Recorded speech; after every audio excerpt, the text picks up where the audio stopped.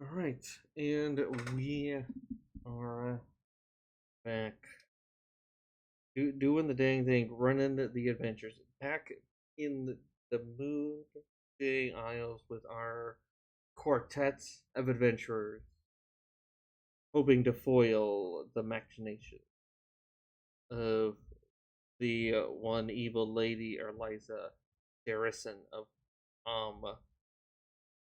specifically, hopefully, to do something about this cauldron of doom that has been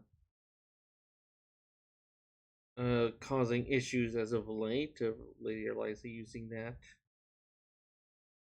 power granted her by the Hag Queen, or some would say maybe an Archhag.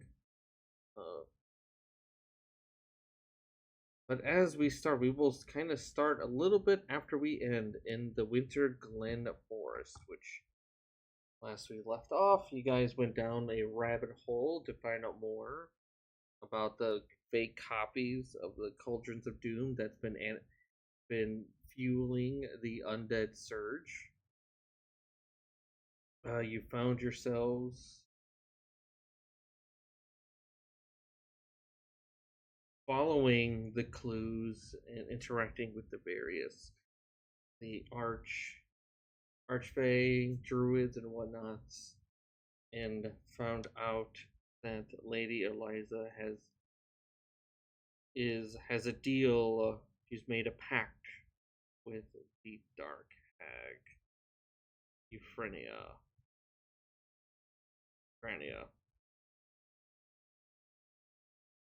And you guys are all, as we end right kind of where we began, but of course we're all going to have the benefits of a long rest in your characters as you reach the depths of the Winter Glen Forest. The infamous Citadel Umbra, the heart of the Hag Queen's court, comes into view. Gazing upon its facade, you notice how it shimmers momentarily when the moonlight peeks through the clouds and alights on the building. The citadel down returns to its nocturnal shadowy hue after absorbing the moonlight. As you all were able to appreciate the beauty of the garden and the tranquil Fey night, dozens of shadowy Fey guards launch a silent ambush, surrounding you with blades drawn and arrows knocked. And before there could be a reaction or anything, you will see a kindly, large hag kind of appear, shadowy, regal.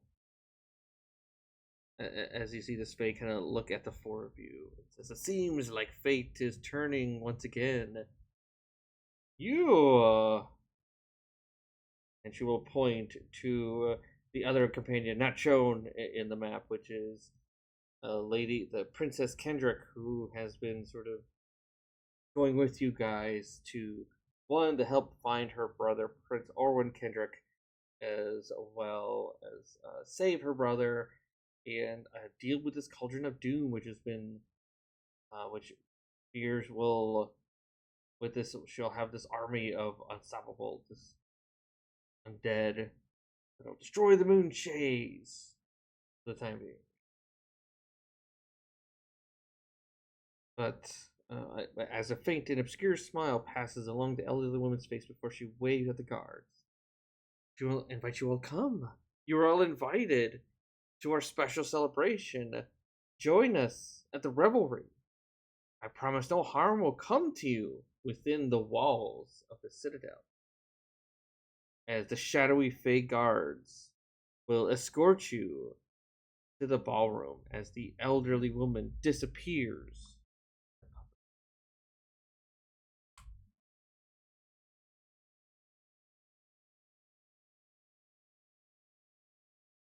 And as you guys are, as we'll do, is how we'll do our character introductions, is you guys will be invited to a grand ball.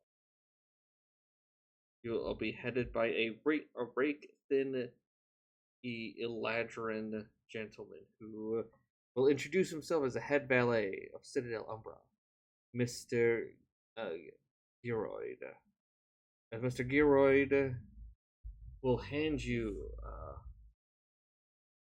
a note about the rules for you to read, and that's in common in every other language that's needed, but of the banquet and rules that you must adhere to while you are enjoying the celebrations you've all been invited to.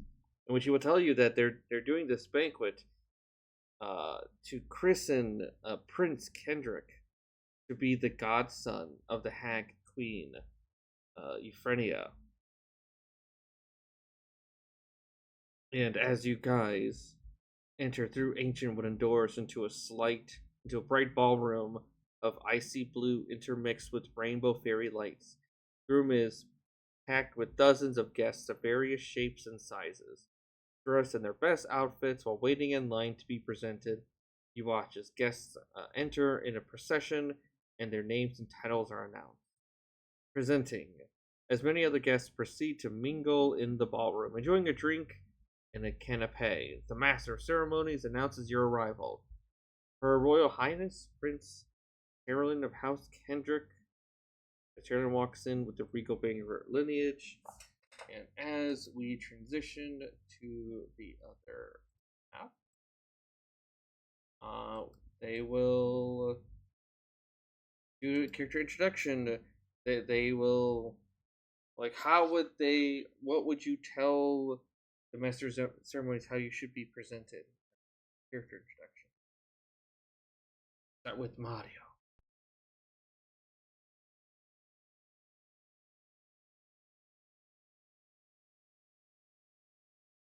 Me, Mario.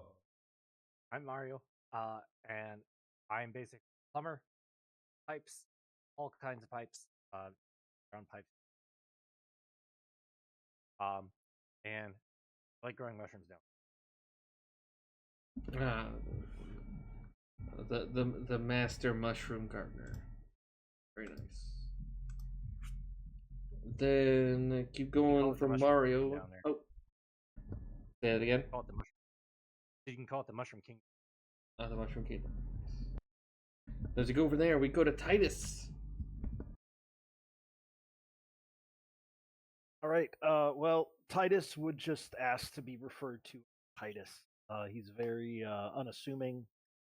Titus comes from the city place of Sigil, and decided to take some adventures in the multiverse, and ended up in.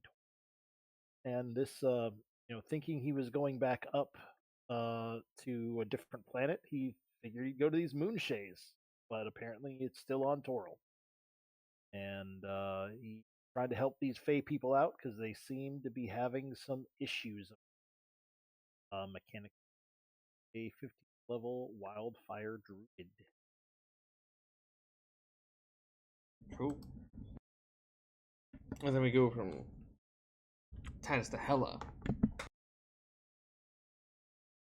Hela is a Tiefling originally from Elturel. She was there when Elturel fell into Avernus, and did participate in the shenanigans that involved trying to get Elturel back out of Avernus. Somewhere along the way, she's made a pact with a Fiend down there. She's level 3 Warlock, level 10 Sword Bard. Well, Valor Bard now, but yeah, she's after Avernus, she kind of fell through a portal and lost her way, and she's been trying to make her way back to Elturel ever since. But she's got an exceptionally bad sense of direction, and one door is basically just like another for her. So she's spending the time helping out where she can, and working on her memoirs. She's currently writing a chapter about a certain Tortle that worships death, or a form of it anyway. Yeah. Wonder what'll happen to that Tortle. But speaking of which, we talk to another Tortle, Krikec. You may call me Krikec.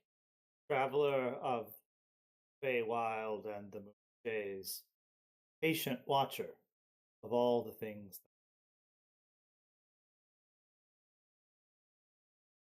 As they will introduce such. And mechanically, he is an 11th level long death. Alright.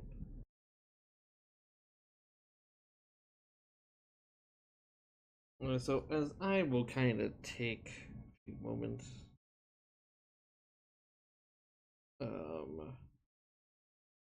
as you all sort of get settled in and you find their seats, and as well as there are various different kinds of food prepared, and as you all look, it'll be exactly something that you would really want, that you'd want to eat. It is catered to your diet.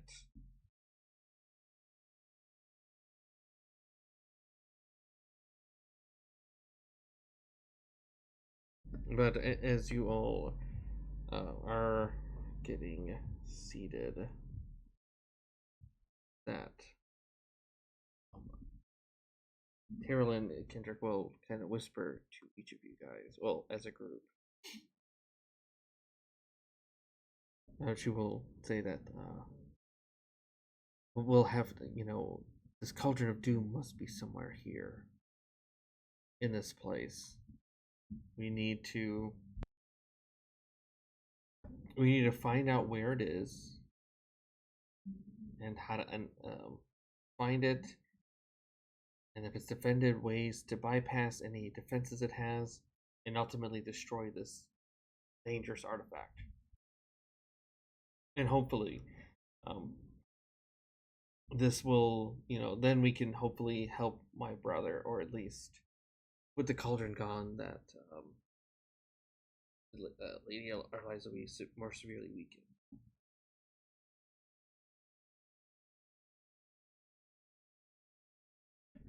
And at the end of what she kind of whispers to you guys, they will say, "All rise to the guests of honor, Lady Eliza Desiryn, Viceroy Westfall, an emissary of Am, together with her newly adopted son, Prince Orwin Kendrick." You guys will see a smattering of applause, along with noble gestures of greetings.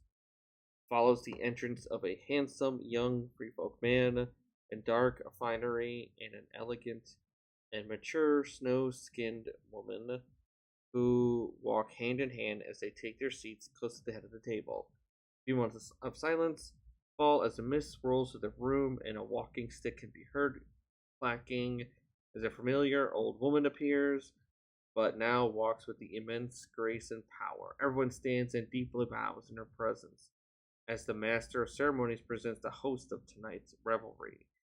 As she slowly strides to her throne, Her Majesty, Mistress Bufania of Citadel Umbra, ruler of Winter Glen Forest, the Court of Hidden Mist, and the true sovereign of Serafall.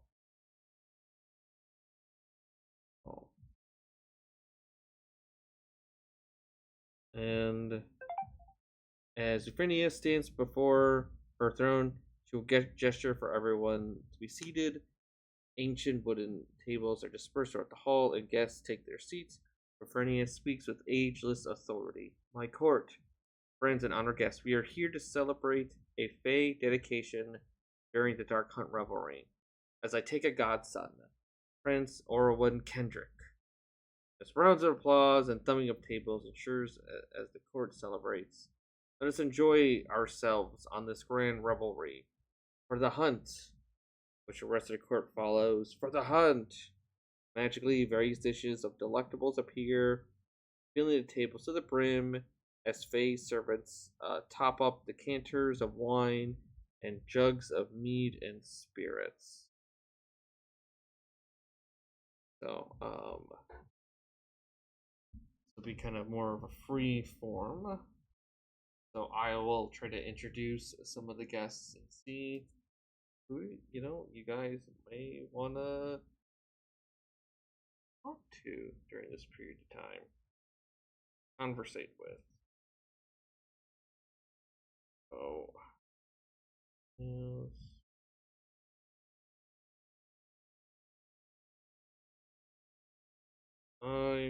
go. The first thing. There we go. We will do this individual here, the very huge, angelic individual, will be introduced as Aurelius, the Fallen Blade. As he is there with a crowd as you're walking, and he is drinking copious amounts, a heavy consumption of alcohol,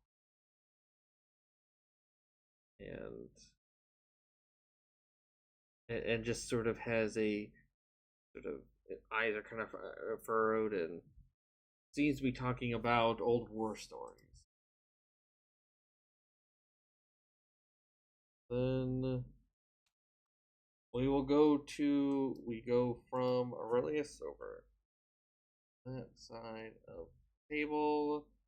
Then we go to what's on your guys' side? The closest guest you could speak to, as this colorfully garbed goblin named Biru. Looks like he's the court jester. It's like he's trying to do jokes and all jokes, both in spoken word and in hilarious, or could be funny. You're not really there to see jokes. And then over here we have a pit fiend.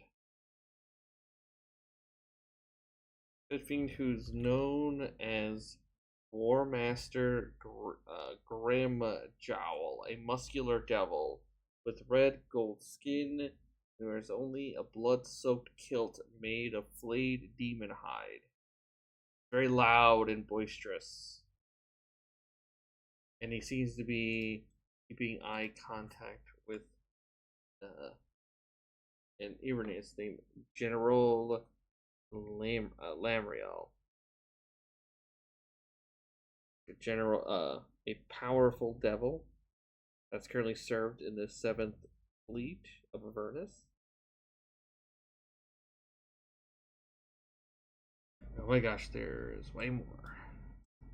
Then we have a vampire princess. We have a pair. We have a dryad named Sila, along with looks like sit next to a treant, which is called Wicker. A heckling demi-lich named Mary Lude. Just a floating skull trying to tell some terrible jokes. A pair of hags. One is over the Chitterbone, her daughter Rowena, and then I'm kind of curious out of all, a Professor Lucius Arvold, which is a floating. It's a brain in a jar. And we have some lantern that they are Lady Summer Night, the Winterheart, and then there, and I think that is the last other group of key guests you guys can interact with. A trio of hags that are kind of behind you, named Nemeth, Mare, and Freda. So as it'll take time as Lady Kendra will depart and sort of try to mingle, as can't really go to the head table because the prince, lady, and the hag seem to be away from things and kind of well guarded. So they're not necessarily talking to like a whole bunch of people. They're only like talking to each other at this point. And are in space. it gives each of you guys some time if you would like to pick somebody to interact with from that large list of characters, or whichever sounds interesting. And we go from there. And enough, the goals are you got to figure out where this Cauldron of Doom is in this tower, how to get it, if there's any defenses, how to get past it, and how to end. It includes how to, if you can find it, how to destroy it. So let us roll initiative. So just to kind of get an idea of who's, just you guys' turn. So we'll just get Mario and Titus to roll.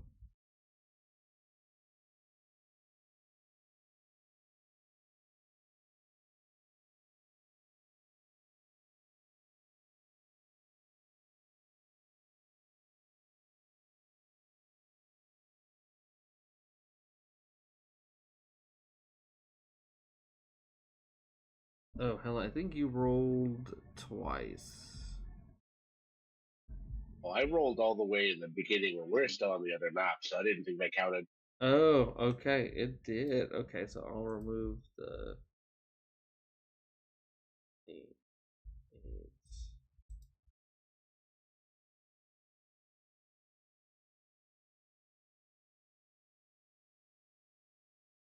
Okay, there we go.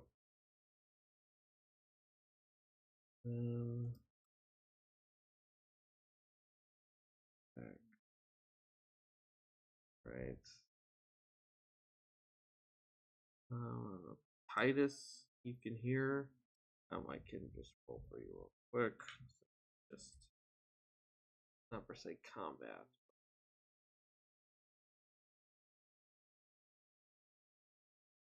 Just make things go easier.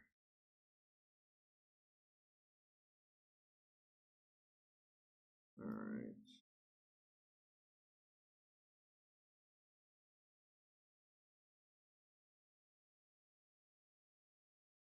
All right. And as we start this whole shebang off with Krikec, it goes to you. Is there anybody you would like to try to approach? Krikec, kind of looking around, sees a floating skull. And if anything, says death more than a floating skull. Sure. And I will walk up. Greetings, Mariluid. Perhaps I could have a word. He goes, of course. Well, first, can you pull my finger? I do not see a finger. And they start laughing. Oh, damn! I need a bone for. I see. I thought perhaps you have seen many things die. Oh, he's like, yes, I've seen many things, and I have killed quite many things in many different ways. As have I. Probably shouldn't brag about it too quickly, but too loudly. But yeah, well, let me first ask this: what's the difference between a lich and a demi-lich? A body? Close. 120 pounds exact. Ah! Oh. And Krikec chuckles in a very weird kind of Tortle way. Can't quite tell if he's choking or laughing. I would say, go ahead. I'd like to give me a performance check. All right.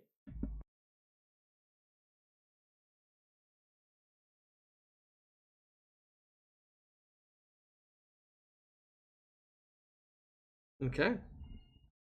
Well, it is very much a kind of strange laugh. Um, uh, you kind of get a few looks, but it just kind of he kind of says, "Just don't kill yourself. You know, you still got some time." As do we all. We all have time, but all of our time is limited. But I understand there may be those who are bringing things back from the dead here. It says, "Yeah, I might have." Yeah, things coming back. Things are coming back all the time. Some are easier ways than others. I hear this Cauldron of Doom is a super fast way.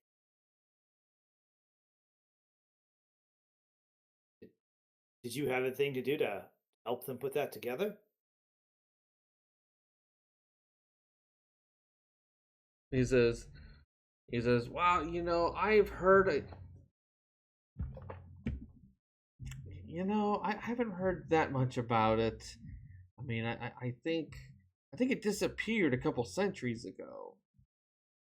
And I would say, go ahead. You can go ahead and give me an insight check.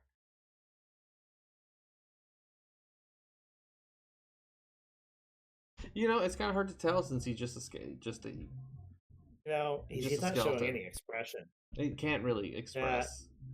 Yeah. I thought they might have brought it back. If they were to bring it back, where do you think they would put it? It is, well, he will look into like, well, you know, I guess if they brought it back, that they would, you know, they don't have a big tower here, you know, with like extra security that it needs, but I'm sure it would be under our noses or whatnot. The best way to hide something is have it out in the open. Oh, think it might be in here? Because I don't know, you know, you should keep those eyes peeled and those eyelids open. I guess I should do that. I'd suggest you should too, but you don't appear to have eyelids. And he goes, he's like, yeah, but don't worry. Like, if anything's happening, I'm on the know. Huh. All right. Well, thank you, Mary Louie. It was a pleasure meeting you. And then we go to Mario.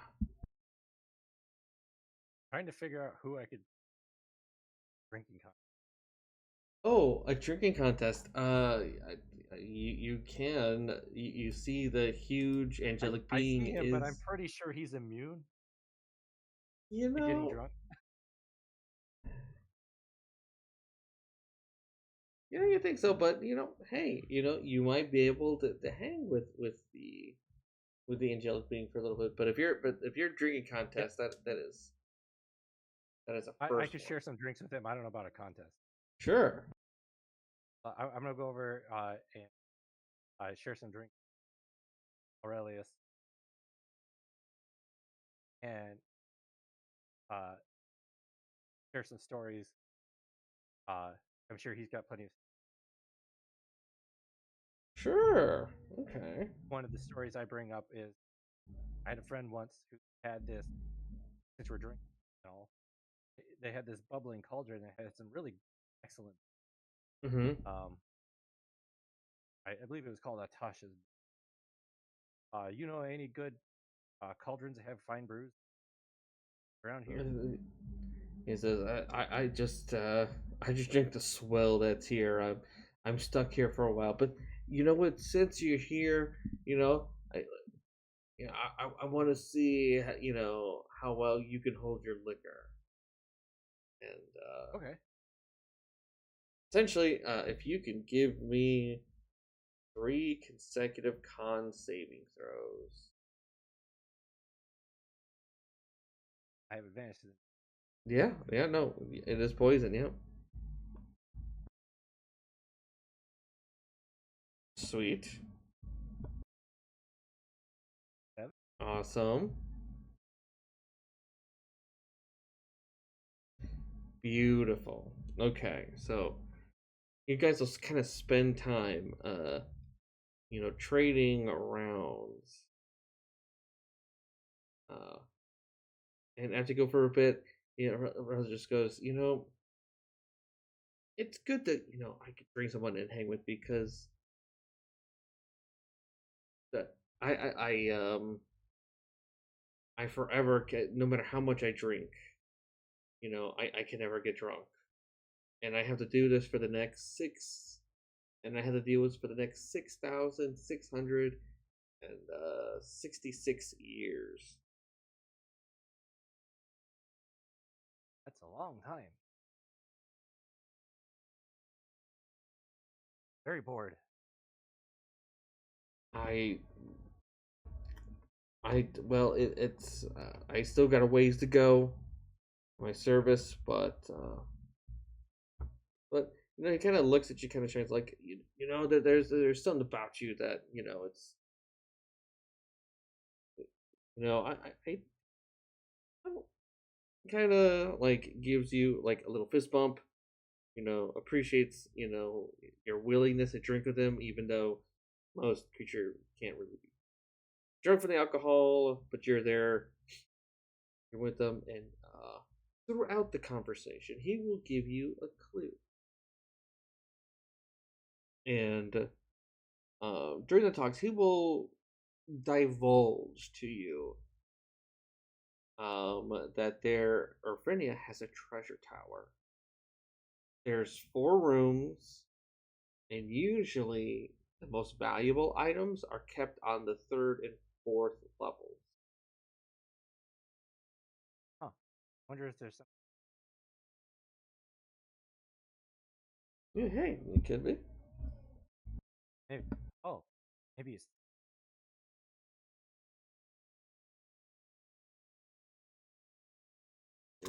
Yeah, it sounds like it. And then he gets challenged by a drinking contest by many other creatures, so he starts, kind of drinking them under the table.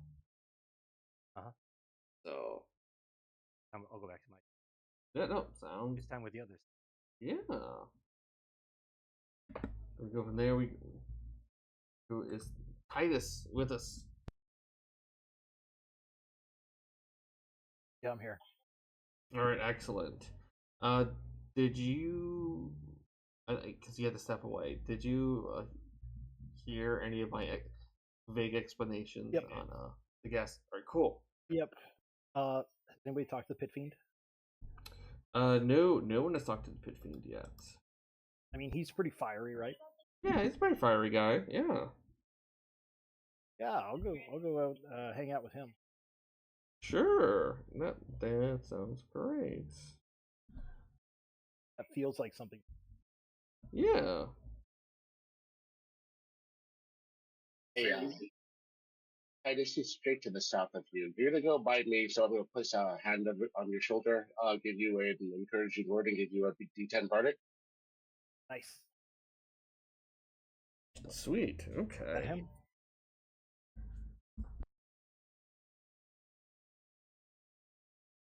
War Master? Yes, the War Master Grim Jowl. And he will look at you and sort of like, I'm gonna give him, as I walk up, standard bro, like chins up. okay. And he'll look at you, little one. What do you know about war, weaponry? Your favorite kind of weaponry, or feats of bravery. Oh well, I've had my fair share of fights and everything. A lot of it involves burning things. Oh, have you? You don't seem to be very much on fire. No, well, hey, have you participated in the Blood War? I have heard of it. I've supped with many a demon and a devil. I mean, at the various restaurants in Sigil. they've told me some tales of it. It does sound rather epic, ongoing fight, endless battle. Okay. So I would say go ahead and give me an insight check. Sure.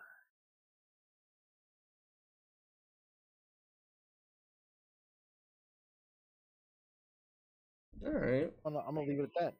That's good. You can tell, like, during the conversation, he keeps an eye at the general. Like he kind of his eyes narrow anytime like someone approaches the general and tries to, anyone that she shows interest in, he kind of does a scowl, like a brief scowl at. Titus will be like, so what's up with the general? You got beef? Yeah, he goes, yeah, you could say that, she just, how it is, you know how it is, your ex gets invited to the same place, but you have to be, just because of our prestigious roles in a blood war, we have seats at a table. It doesn't mean, be respectful, of course, but doesn't mean I have to like it, anytime, some upstart tries to gain the favor of General Lamriel.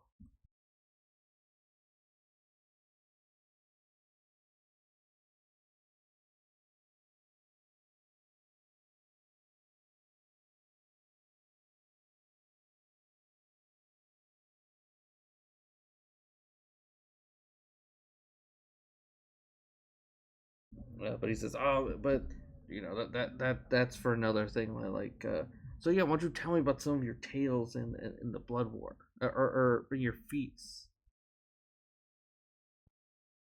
Oh yeah. Titus will regale him of various battles that he has done. There's one time where he stole the Book of Vile Darkness from this stupid Afridi. Okay. It was an interesting read. Okay. Didn't read all of it. Just mainly skimmed it, like the Cliff's Notes. Yeah, go ahead and with the mention, I'll say that with the mention of the Book of Vile Darkness, go ahead and you can give me a performance or any other kind of social or a social check, ideally persuasion or deception if you're going to talk it up, and I'll give you advantage on it. Oh sure, yeah. We're gonna. Yeah, we got that Bardic. It's a D10. Mm-hmm. All right. Here we go. Do I think I can work in a guidance? Don't forget Sure. Okay. Work in, make it, as I go to tell the story, I just let him know, I'm gonna cast a little bit just to, for effect. Sure.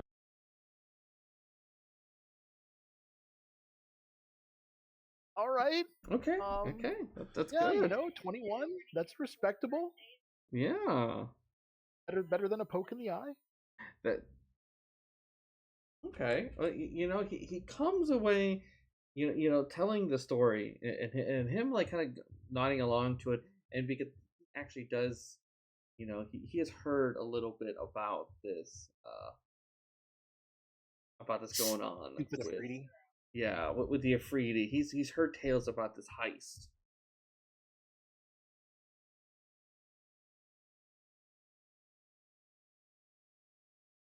That was Yeah. awesome. It's like, I don't know. It's like I also heard that. I think I've heard so many different stories about the heist. Like so many other different adventure parties that claim that they stole the Book of Vile Darkness. Huh. You might actually be the first person I talked to that actually did steal it. Okay.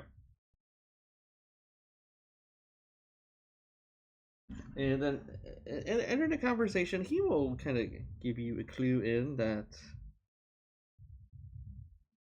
and he says, "Oh, well," in the conversation about what he's just like, "Oh, you know what though, this Dark Hunt's gonna get real interesting."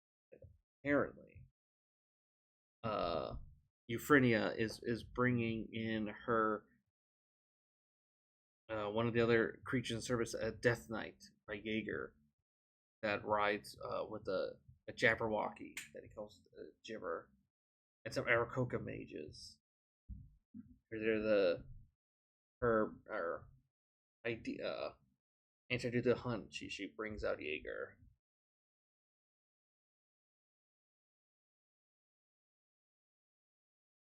I will relate that to the group if I can. Oh, good. All right, and then as we go to Titus, we go to Hela. So, wasn't there one that was like some kind of jester or some kind of performer or something? Yes, yeah, performer. Yes, it is. He will call us a Beirut, the bastard. And he's a goblin, right? Yeah, he is a goblin. Right. Carefully garbed. I'm going to meander my way down to where he is. Like, I Okay. won't do like a straight line, but I kind of mingle in the crowd. And then when I finally get to him, I am going to, give him a nod and then hold out my fist for a fist bump. Okay. When you walk out to him, do me a favor and give me a dexterity saving throw. Little throw, sure.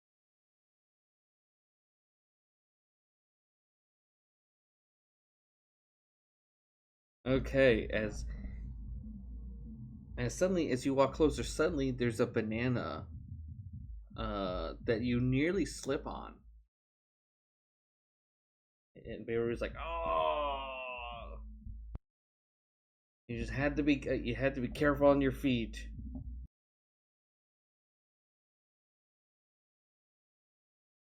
Right. So, and I'm pretty sure it was him that threw the banana peel down, huh? Well, you feel like he did, but he didn't actually throw it down. He just kind of smiled, and then when you approached, and then suddenly there was a banana. Interesting. Well, I'll hold out my fist again for a fist bump and say, "Good one. I almost got me there." Okay, and he says, "No, that's not. We got to do it traditionally, And he pulls out a hand to shake. So I'm gonna shake the fake hand, and I'm going to try to sleight of hand like 5 gold into the palm of that hand. Okay.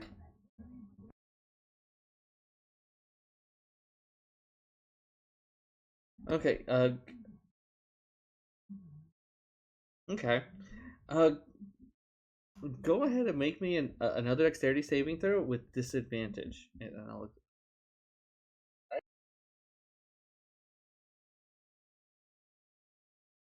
Okay.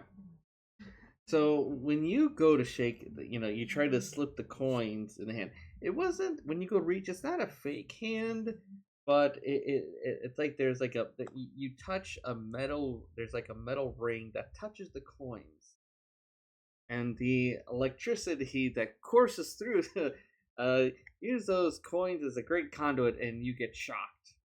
As you don't get a fake hand, you get the shocking ring, but you don't take any damage. But your nerves have been fried a little bit, and your hair stands up. And then everyone starts laughing, and he just goes, I still get everybody with it. I'll just chuckle and play along. Good one, good one. It says, it says you are.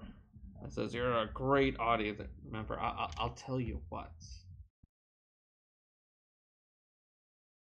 He will hand you a shard, a cloth, and it's like a red cloth, a little circular. It's not really big, but it looks like there's like some air in it. And he goes, "Tell you what, if you could put that under the seat of of someone from the head table over there. That's a great way to get the crowd roaring. Are you up for it?" Well, being an entertainer by trade, I'm pretty sure I know where he's going with this. I'm like, of course I'm down for this. Give me that. And I'll snatch it out of his hand. Okay. All right. So I will need you to do for me is I need some kind of I need a stealth and a sleight of hand check.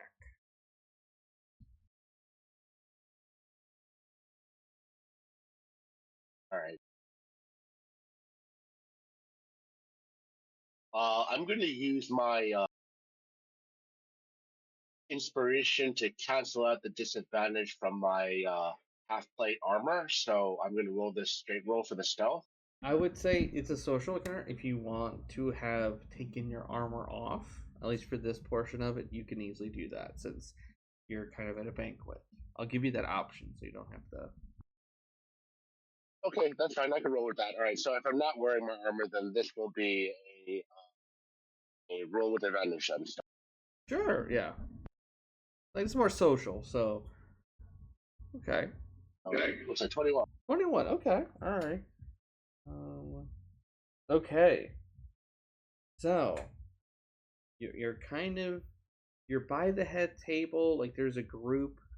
You think it's gonna be a little tougher, but you think you could. Almost all you need to do is slip in the device without getting caught.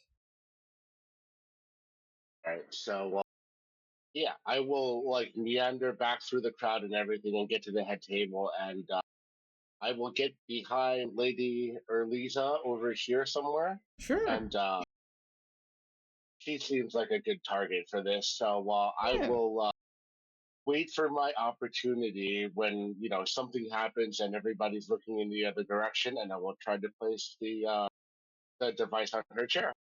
All right. I was able to do that. All right. Great. Well, actually, wait. Do you have advantage for some way?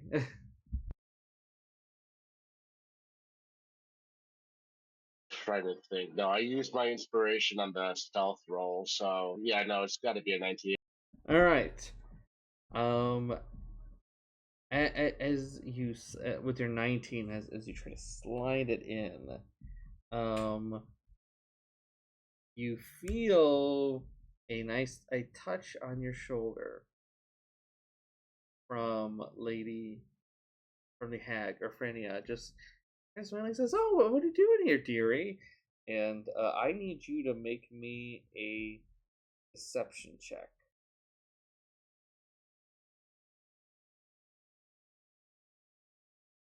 Really wish I could use my own bardic die.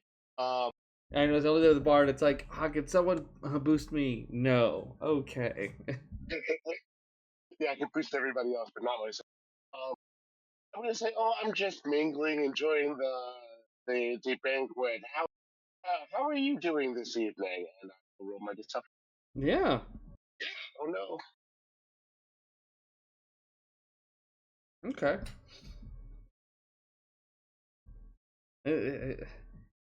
And all right. So as we will throw the mechanics, I guess for over here. So being here from the handouts from the Fae, you have a limit on your faux pas and boons. So how this'll go is She will. Fernia will politely ask you to, dear, why don't you go sit down and enjoy, your time. Hate for you to try to ruin, Lady Arliza's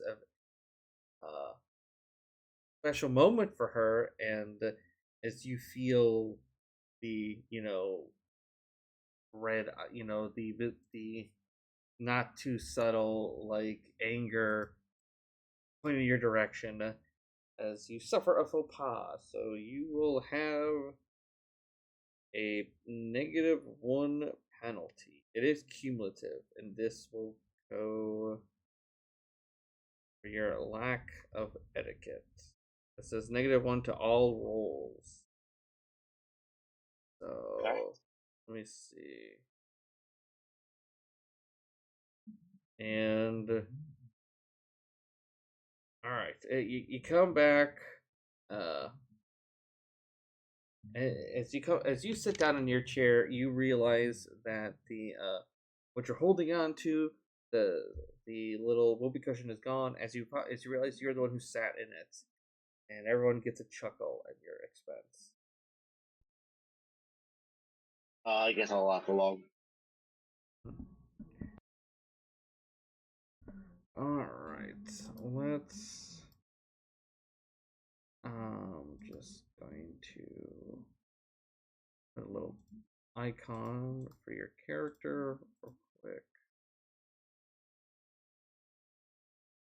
Oh no, not that one. Not that one. Died. Like, and your character is dead. Yeah. Let's. Oh no, not red. -1 on iron roll. No, I was gonna do like okay. Okay, the green one, yeah, that'll be your folk. Yeah.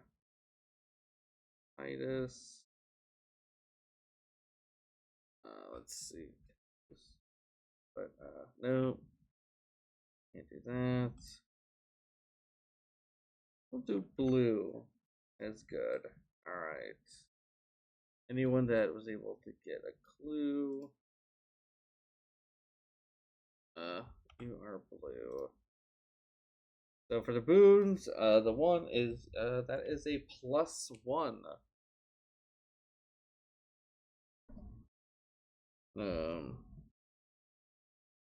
Let's see for character. Okay.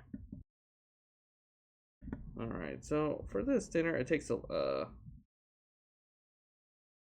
So you guys can get another round. I'll give you guys another round of like if there are people you want to talk to, because at the end, after the second round, this will kind of have time will come by, and it'll be for they'll finish the meal, and then they will do a dance portion.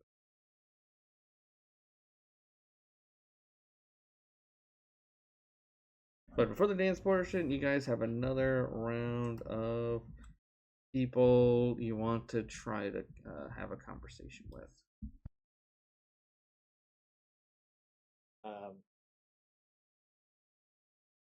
Krikec will we'll go to talk to this professor. Okay. Brain in the jar.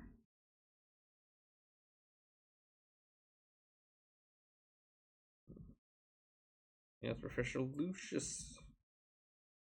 Revolt. Mm-hmm. Greetings, Professor. My name is Krikec. Yes, as you see small bubbles rise and pop, and you hear a voice echo in your mind as oh, what's this? Oh, another guest. Yes, greetings. I am the great Professor Lucius Arvolt. I am an expert in many different areas of scientific and magical study. Says, hey, you since you like death, would you mind donating a little bit of your life essence for an experiment? Just a little bit, of course. Well, it is not that I like death, it is simply that I acknowledge that we are all dying and we can all watch ourselves die. What kind of experiment did you have in mind? Oh well, I just need a little of your. Well, okay. Well, I I call it by its name. I need uh some of your genetic material, and the best way to do it is I need to withdraw some blood from you. But again, I as I started using scientific terms such as those is not goes over the head of many subjects, whether they don't understand or they're too busy crying out for mercy. But yes, Oh, I only need a little bit.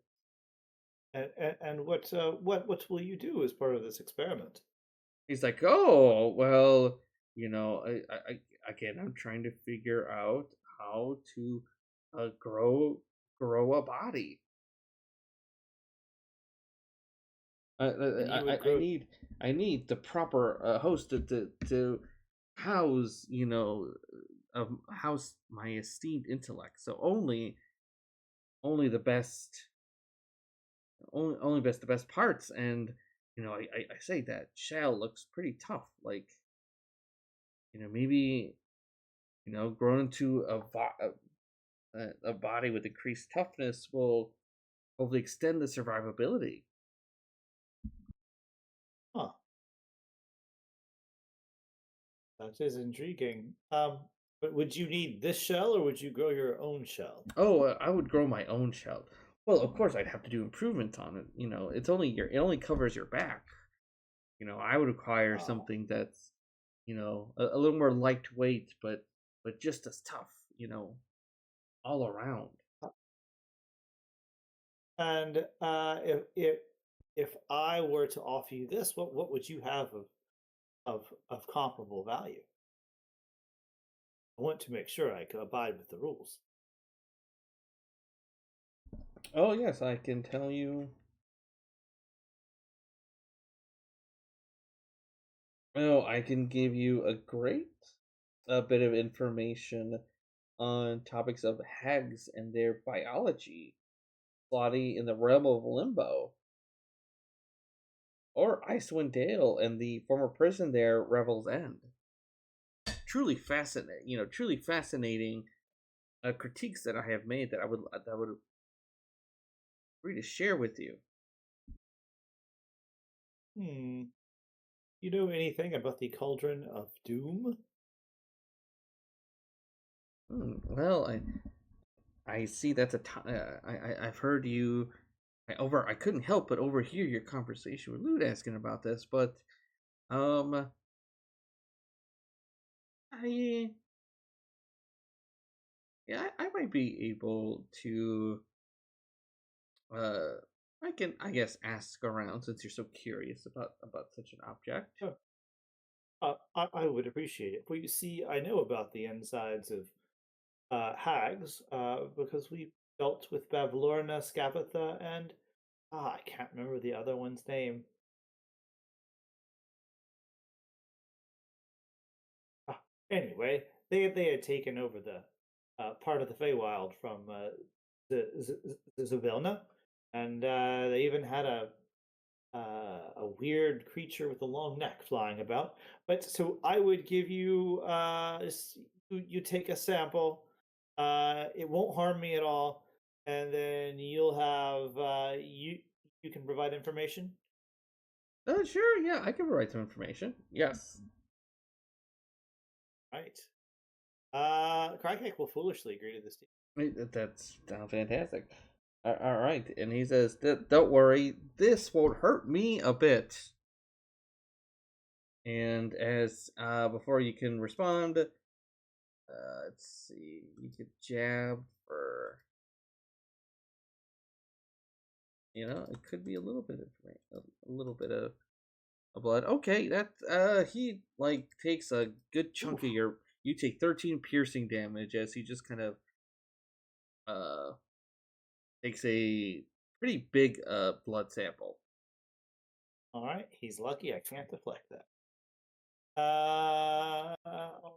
That hurts a little bit.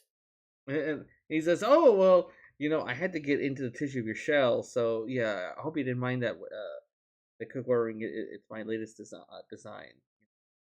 You kind of bore, you kind of bore through. If you got to go through bone or any exoskeleton, you get my drill, but it can get a little zealous at times. So I'll have to tune it. I see.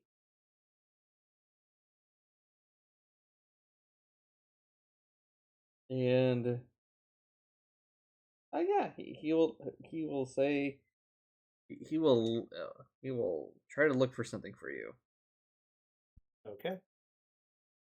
I will ache my way back to the table. Thank you, kind floating brain, Professor.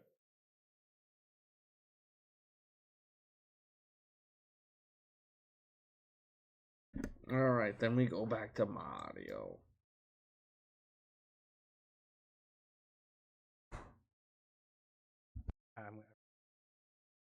Sure.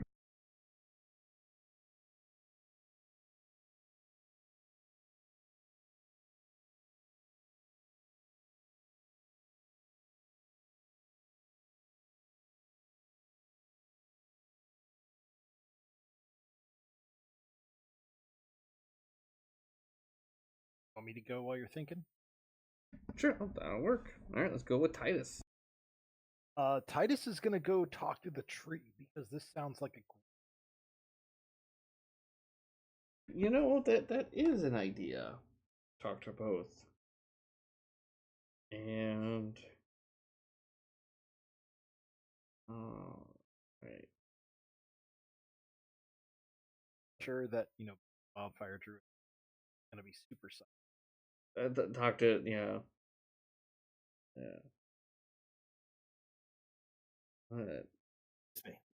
Well, you will notice that this treant has I would say go ahead and give me a perception check as you are making your way. You might hear something that might help you. Yes. Just 20. Okay. That is good enough. Okay. You overhear as you're talking,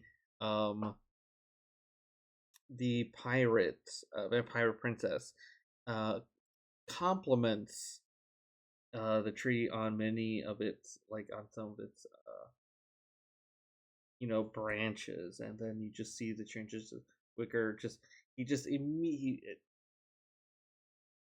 very much plays into, very much enjoys the compliment to its appearance. And as you walk by, the vampirate will sort of mosey on over to the demi-lich.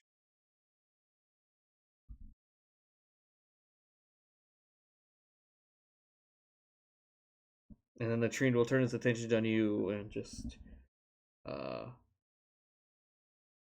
will introduce himself as he is with his ancient bark of ash white intertwined with rotting patches of moss. The tree and Wicker will introduce himself. He is the guardian of Winter Glen's trees. And say, "Oh, fiery one, what brings you here? Unless you're looking for kindling, which I will gladly first need some. Before you make jokes of that, know that I would also appreciate a good fertilizer. If you catch my meaning." What kind of tree? What kind of tree? Yeah. Well, let's see. Let's see if there's anything specific. It's an ancient tree, but I don't know if he'd be pine or whatnot. Well, Titus is being a druid, being a wildfire druid, would know that fire is actually a component of Circle of Life, especially for the larger tree. Sure. require fire in order to terminate their. Yeah. Okay. I like that. And yeah, and would talk about that, and there's a place for fire even in the or to cull some of the smaller ones, get away all the kind of dead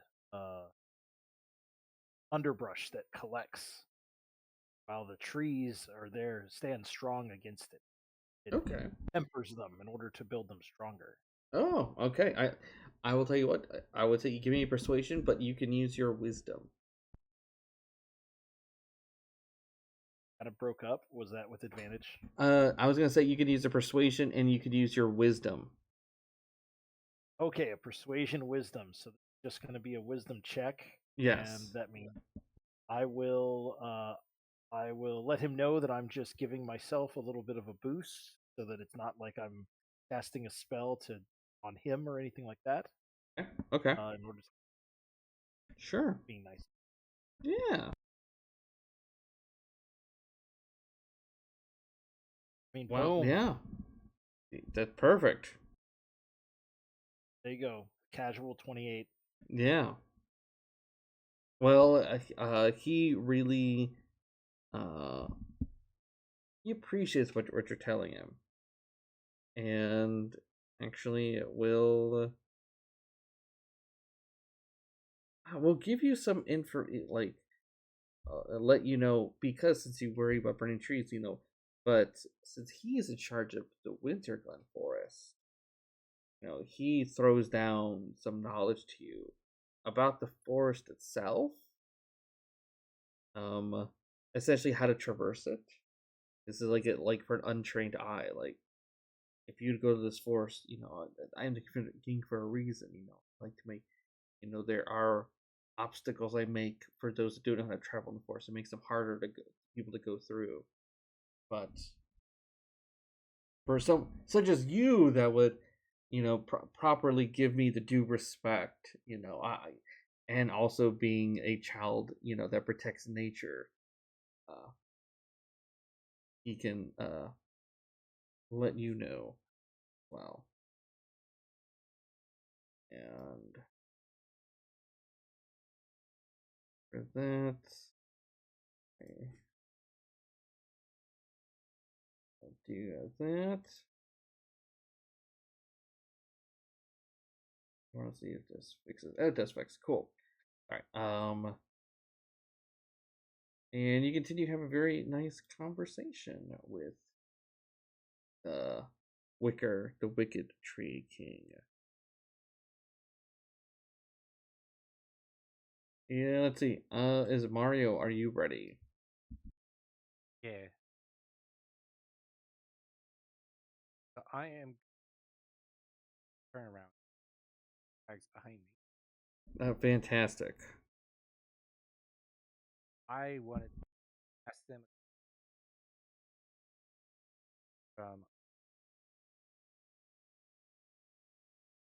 tags like to treasures. I was wondering, tags like love it. Share a drink about treasures. I would offer them one of my potions. Okay. I have a All right.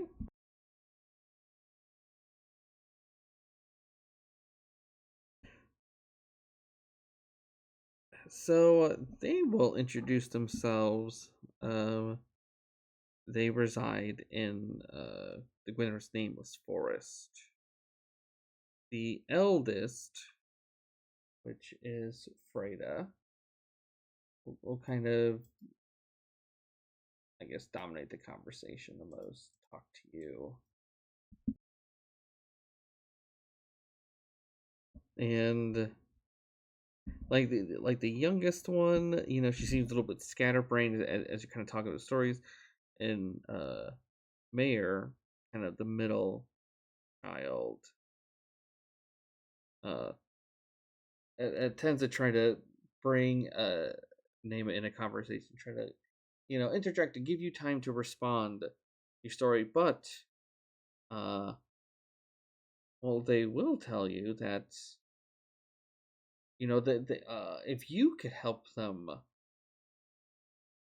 because they they want to be around for a very long time. In fact, they're looking for they need a bit of youth. They need some like that some of that youthful energy that you seemingly possess. And if you're interested, just give them just a good 10 years off your life. That they may able to get into the nitty-gritty stuff with the treasures. All right. Yes, they will. Yeah. Essentially, they will take 10. They will take 10 years from you.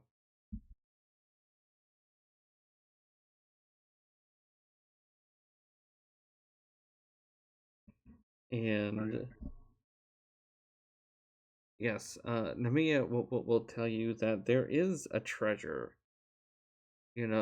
Both that inspires dread as it inspires beauty in creation. And there's only one way to unlock it. And I will post it in chat. I will post that in chat. I'll just kind of repeat it when it comes time to it. They will tell it to you how to unlock it with a riddle. It is shared between two, most often to woo, sometimes hot and sometimes cold, the beginning of us all, young and old.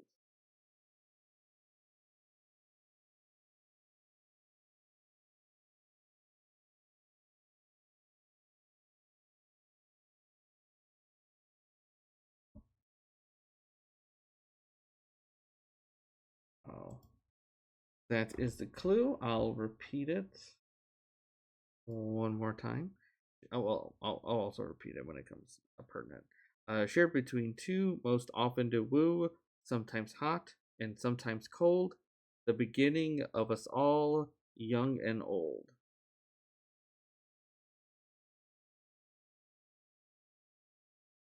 I will in a second. I'd have to type it up, and I'm trying to. Okay.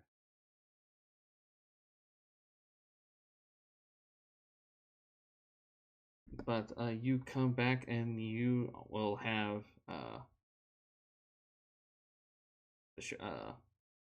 your age a little bit more, 10 years older, and but I'll update that. Okay, while I try to taste it in chat, Hela, do you have any plans on what you would want to do? Someone else you'd like to talk to?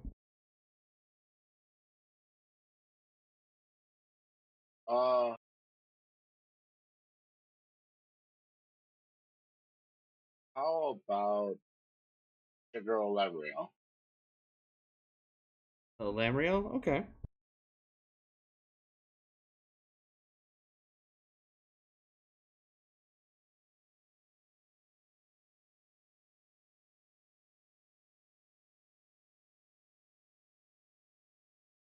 Alright, I will move over. Yes, as you approach the General Lamriel, go ahead and give me a perception check.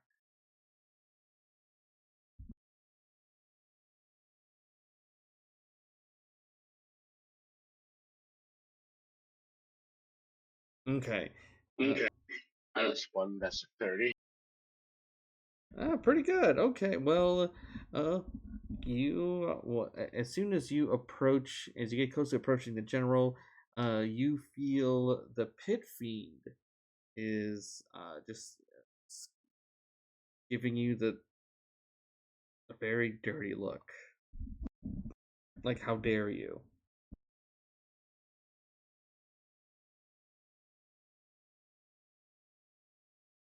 But go ahead.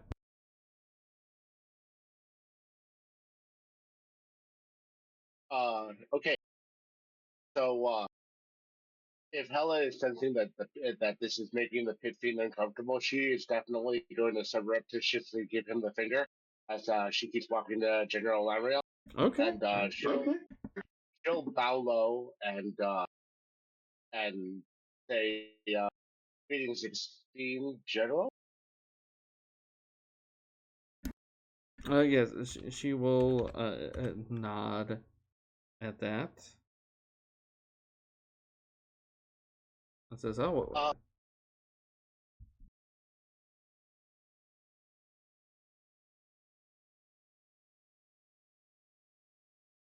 yes," and yeah, no, she will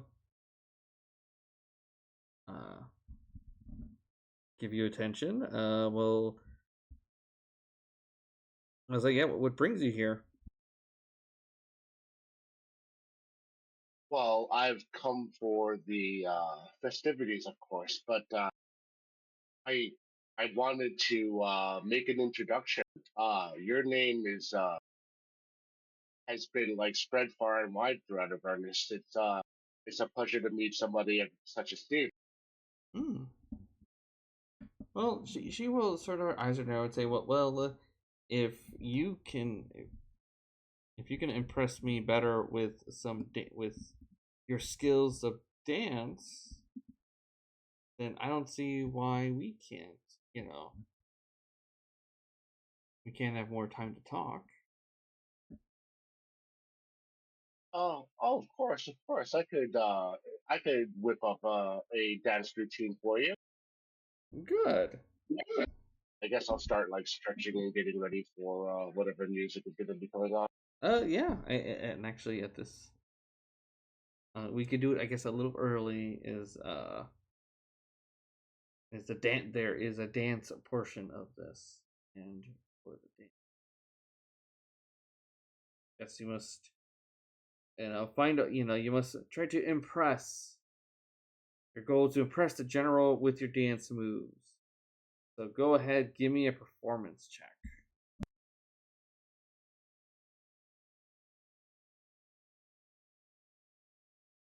Right. I'll do what I can with my dancing, and I'll add like tumbling and acrobatics into it too. Oh, Okay. could I do an acrobatics roll instead? Mm, I would say you can, but it's going to be a higher difficulty. All right. Oh, well, I mean, okay. Let's just stick with performance then. All right, here we go.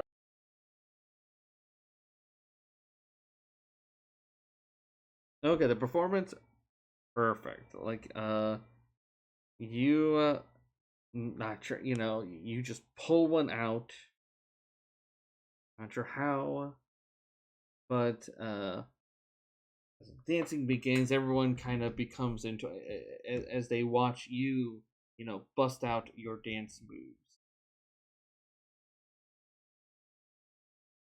And the lady is very impressed. And as you look, you just see the pit fiend just as a real, really made him very jealous. And which in turn you will, the general notice that, and then her, she really gets into, your dancing.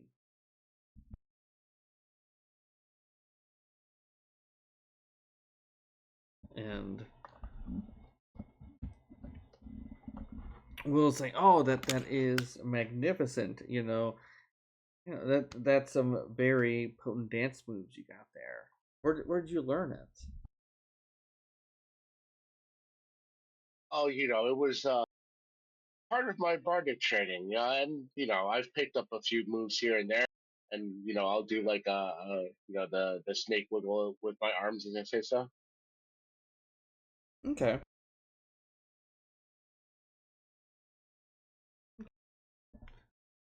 All right. So let me. So unfortunately, Hela, like what she will inform you though during your conversation is that she talks about the hunting, about this the Ophrinia's hunting party, which has a Death Knight riding a white dragon, similar to what Titus, will eventually share what he learned about some of the hunting party. But she is very impressed with your dance move. Okay. Well, I'll bring that back to the group, and we haven't reconnoitered, so Titus hasn't told me about it either. So Yeah. And then as we start this round, we will go. Now people are, well, except for the main table, people are kind of out and about in various things. Some are dancing, some aren't. It's getting earlier. Hela and the general, did a little. Well, Hela did a little dance number, then pressed general and upset the war master. But a Krikec during this dancing portion. Is there somebody you would like to, with the exception of the head table, is there somebody you would like to try to have a dance with?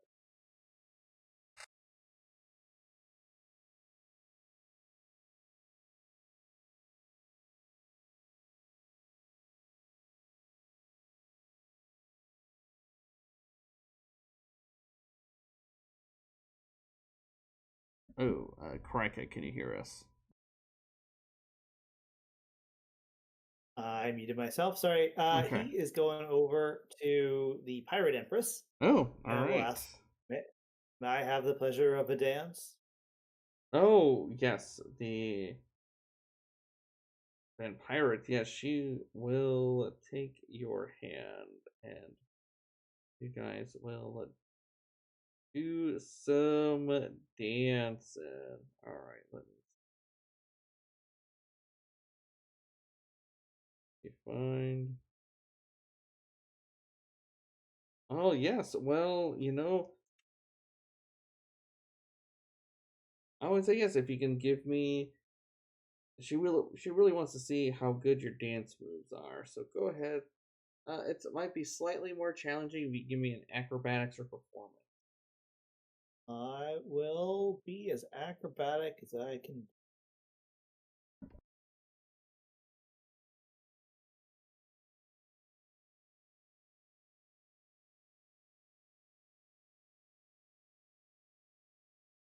Okay.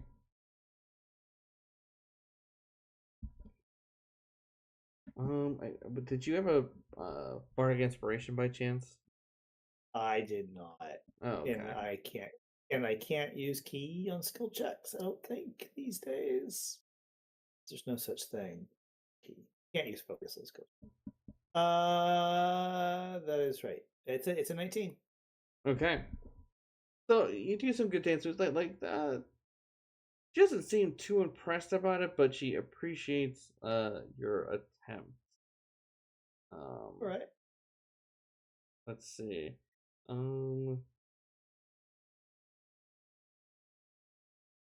Okay. But that does, thank you for the dance. All right. I bow politely and thank her, and I'll return to the table. All right. It's a tough crowd, Mario. It's a tough. They have high standards. All right, we go to Mario. can I try to hit Mario with the Bardic as he goes by? Sure. Yes, you can. All right. So currently, Titus and Mario have Bardic. Okay. Seeing that dance, Mario also likes to dance. Okay. Are you gonna pick a someone else to dance with, or?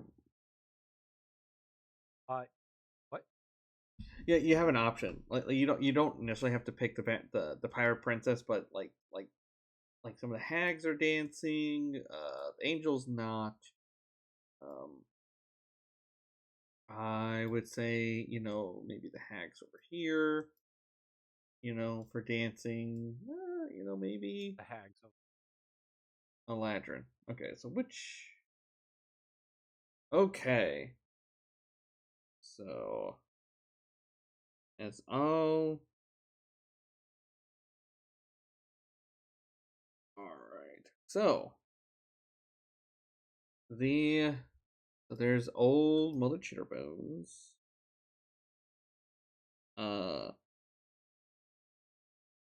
Well, she's kind of an older, like closer in age to like Euphrasia, but more hag-like than Euphrasia.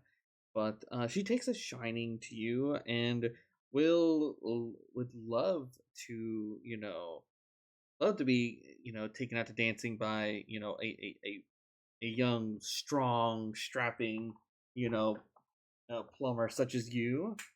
As well as the other hag, Rowena, actually, unlike Old Mother Chitterbone, she looks very young, almost doll-like, and she is accompanied by two look like golem-looking creatures that she calls mommy or daddy. But you're gonna take old Mother Chitterbones dancing. Go ahead and give me, give me a check. You can get I feel like maybe if you need to get angry to help with those dance Yeah, I'm gonna do a moves. rage dance. Yeah. Right. That's gonna be a 30. Okay. All right. Perfect. So, well, would you not take a freezing cold hag kiss, or would you let her plant one on your cheek? I'll accept it. All right. And she accepts it and hangs all over. She wonders where you've been. A strong, strapping, like you should come. You should be around more for old Mother Chitterbones. She definitely. She will tell you that her home could probably use the services of a good plumber.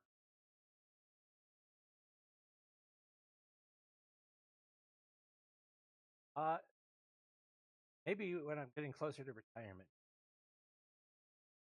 And it says, "Oh, that's okay. I have all the time in the world," and she will sort of cackle and laugh. But for such an amazing thing, she will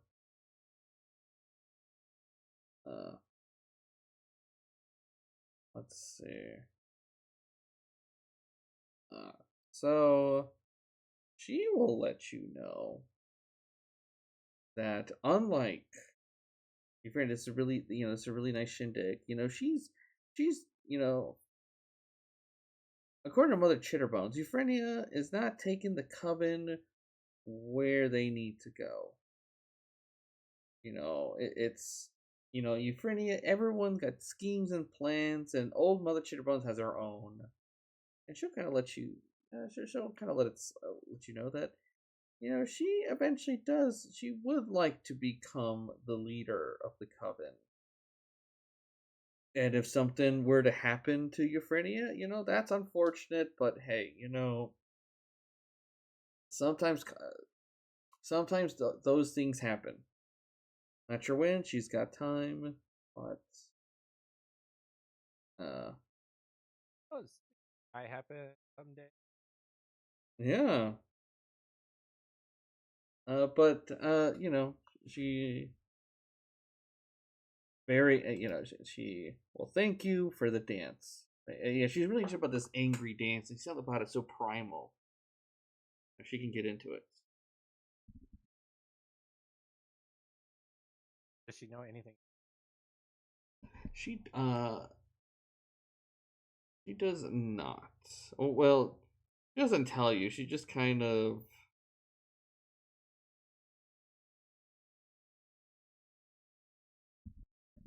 But all right. Then let's go to Titus.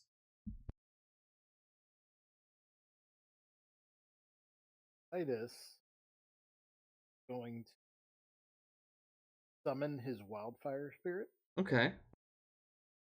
and is going to go out on the dance floor. There is a band, right? There's various different like Fae around that are practicing. Yeah, they're not Gotcha. they're not here, but like you could walk up to like the as a group of the Fae that are playing music.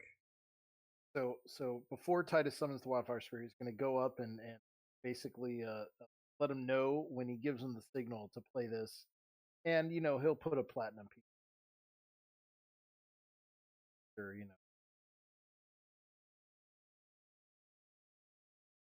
summon the wildfire spirit and walk out onto the floor as they begin to play. Okay. And begin doing the tango. Okay. Is there someone you're gonna try to pick to tango with?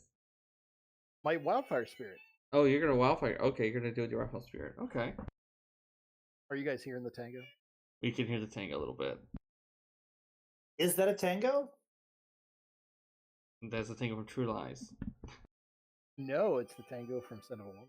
Oh, even better.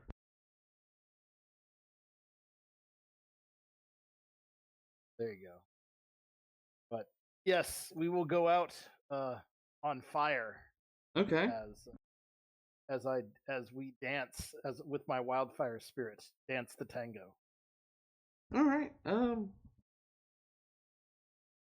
I would say go ahead and give me acrobatics performance. And we will at the same time during the tango, I'll be using fiery teleportation to make it look even amazinger. Okay. All right. So appearing 15 feet away from where we were. To go with the crescendos of the music. Okay. We're gonna go ahead and, unless you think I could maybe get away with a nature, because I'm going with my wildfire spirit. You know what? I'm good with that. Here we go.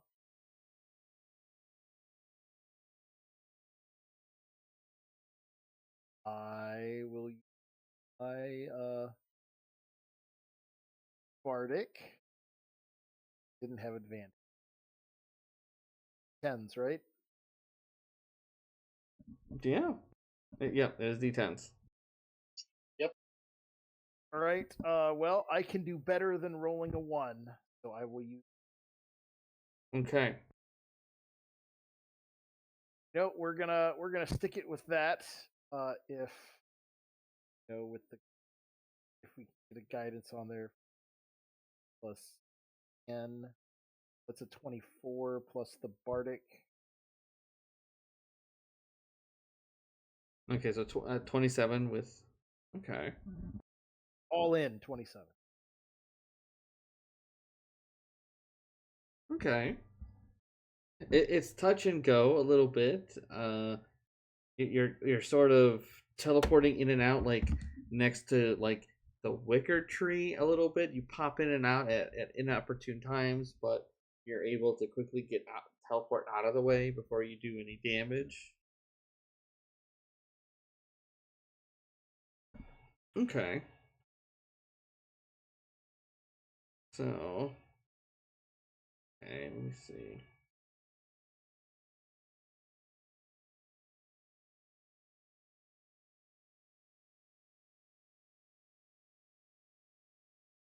Okay, so let's see.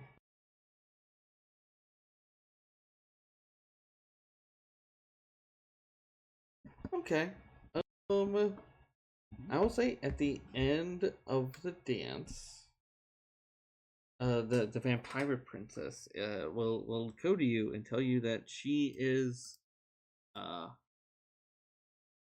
she thought your dancing was unorthodox. You danced yourself, but it was a very good performance.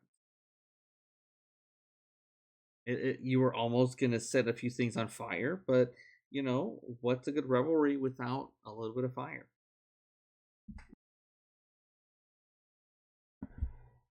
And in it, as you guys are talking, she will ask you questions like, "Oh, what has brought you to the ball? Like, how were you like well, kind of ask how the prince or the lady or the hag.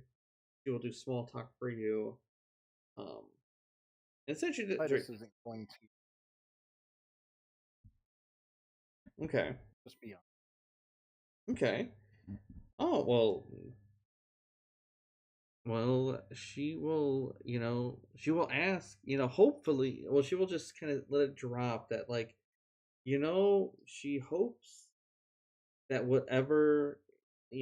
hopefully whatever gift you have for the hag is not combustible, because she got uh the prince a painting that she recently acquired from uh, her exploits being the vampire captain.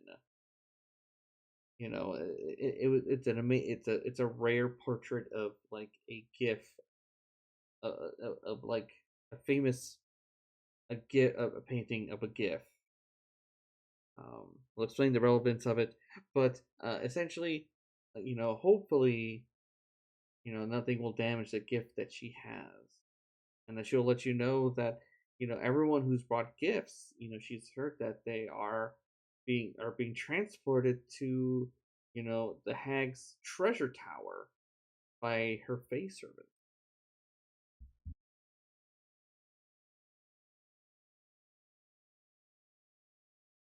Titus will share that with the group when possible. Okay.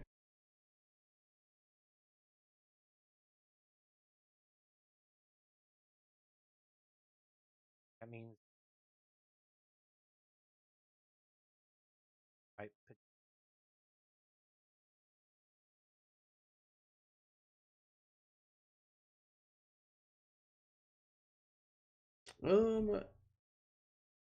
So the only what you will know, and Titus, you can kind of add to during your conversation with Wickham, since the okay. issue. Yeah. So the issue you will have in escaping is if you're able to find this item, destroy it, whatnot. Um, you then will have to worry about not only leaving the tower, but going through this forest. Because Titus, you'll hear from the Wicker, he will let you know that the Citadel is in the middle of this Wintergaunt forest he's the king of, and unless you have a guide that can get you out, there is very little chance for you to make your way out on your own. Gotcha. But you're told because you impressed the king. You know he's taught you some of the tricks and trades how to do. It's hard to explain it to other people. How to mimic this, but you feel you know what to do if you're in this forest. But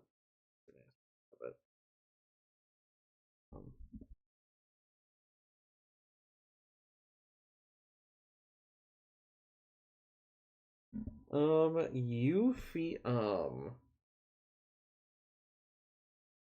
I would say you would find out that nobody can go in or out of this place without the hag expressively allowing someone. Okay.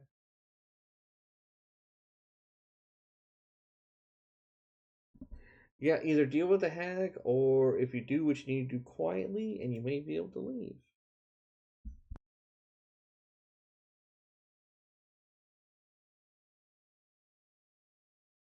Either options. Not fantastic, but that's a way. And then I think and Titus, you will get general directions about this treasure tower from. Excellent. And you know what? Let's go a little bit less. Let's go to Hela. Oh, I'm looking for a dance partner. Yes, that would. How about Lord Winterheart up there? You know, it's kind of lonely. Sure. Okay, for those pair. Okay. So gonna get with that.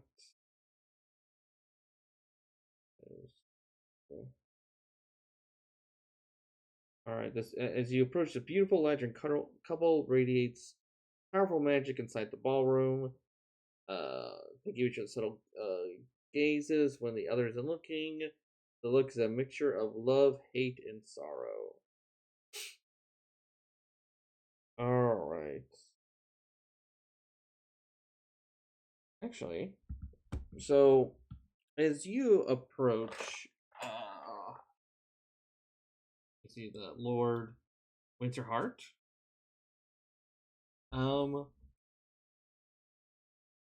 He will. Well, he will appreciate the offer to dance, but you know, unfortunately, you know, he cannot dance with anybody. But if you can persuade his wife to dance with him,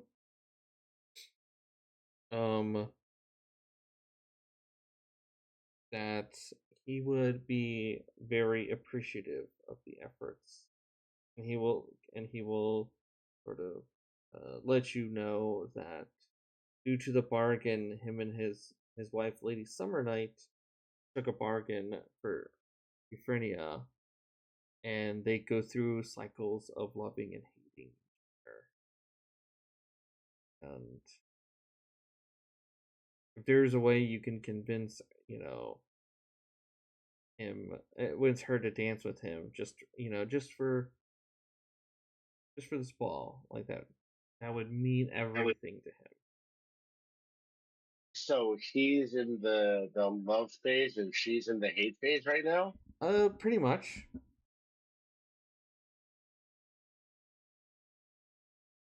All right. Well, I guess I should first start by like, you know, going to Lady Summer Night and bowing and introducing myself. And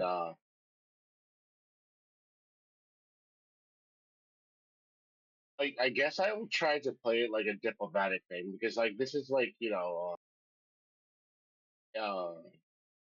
a festive event. So I'm gonna say that it's gonna, you know, it would look very good for you and Lord Winterheart if you two spend some time on the dance floor together. Show the crowd that that you know you two stand together and all. Okay. All right. All right. So go. So if you can give. So this is a pretty tough, but possible a persuasion check. All right. Oh, here we go.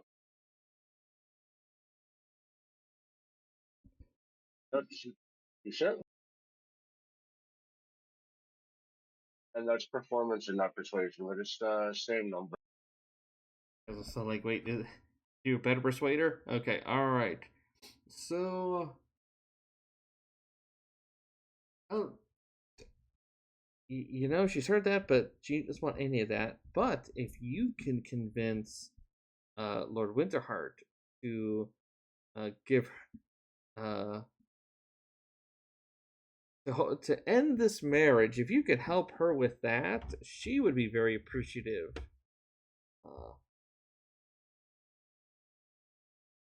So as we turn from a dance to an offer of, yeah, well, why don't you persuade to dissolve this marriage if you'd like to try to go back? That is an option. Unfortunately, yes, she was getting there convinced, but something about it, she's like, no, you know, it'd be even better than a dance, a divorce. That'd be so much better. You know what? I think Hela's gonna just fake the L. She doesn't want to get into that deep into that kind of. Yeah, that's a shit storm right there, and Hela's not stepping into it. Sure, no, that's fine, because I would say if the highest you can do is a 28, you don't think even if you did it perfectly that you would still succeed on it. That's how Yeah, that daunting seems this like request. hard. Yeah. It's okay. So I will say just kind of piece it along because it's 9:35 right now, and we're not even.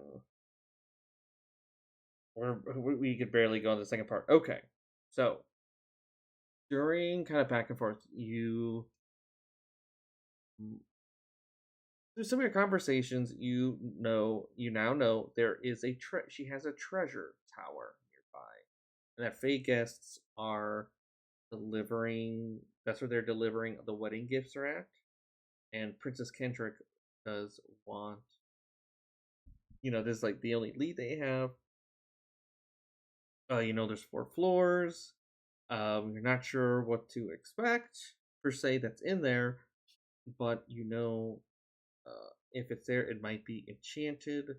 It is, but Mario, you were told how to break the enchantment on the item, and it's with the answer is in a form of a riddle shared between 2, most often to woo, sometimes hot and sometimes cold. The beginning of us all, young and old. I think I know. Okay. So, because as you guys will exit, that will be the portion of, well, as lights fall and audience fall silent, as they start to host a talent show, which is a great excuse for you guys to try to exit stage left. And the way to do that is if I could get a group stealth or deception check to leave the ballroom unnoticed.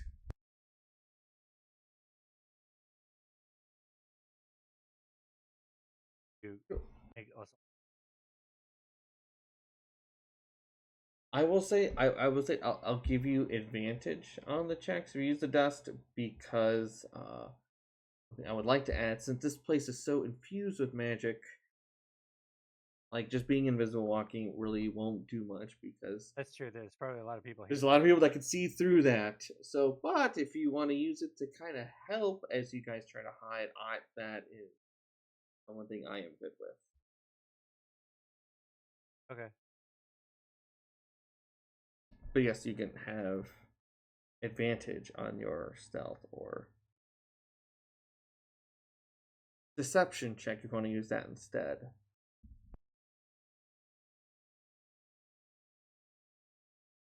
Take advantage of deception. Yeah, like I said, if it's for the whole party, then yeah, I'll take and use a dust to give your guys advantage. Oh, are we doing all party or all party members? It's a group check. So, I mean, but do we get to pick between stealth and deception? Yeah, stealth or deception. It's just how you're trying to get away from the party without being noticed. Take that advantage. That'll work. Yes, thankfully, was Mario angrily being stealthy? Yep. I figure my rage is still going. 10 minutes. Yeah, no. Yep, that can work. Alright, yes, you guys, thankfully, as a group, are able to move out. Alright. And as you leave the ball, Princess Kendrick will tell you that she believes her brother is being manipulated by Lady Eliza. But first, the best way to do it is to defeat her. And second, And the best way to do that is first to destroy this Cauldron of Doom. So, alright. So, as you guys successfully make your way out, I will change the map. Now, the map I just actually pulled from the module itself. That's why there's secondary boxes. It's not what I want. But I kind of, I really couldn't find maps close enough to this to. So I just kind of made do.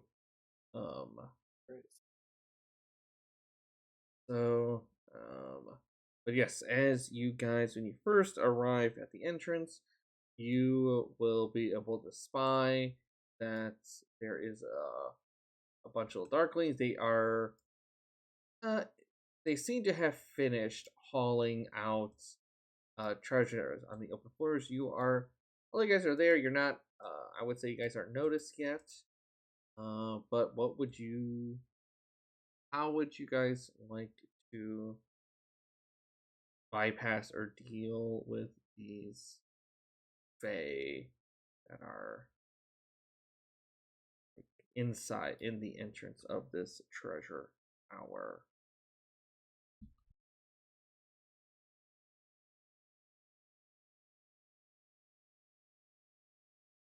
Deacon, what do you?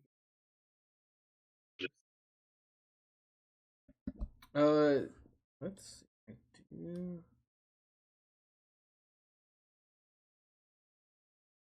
You do not. There are through the crystals. I think that's the closest you would have to windows, but nothing that you guys can climb through without breaking. Do we have a present we could pretend to be bringing? Let's see.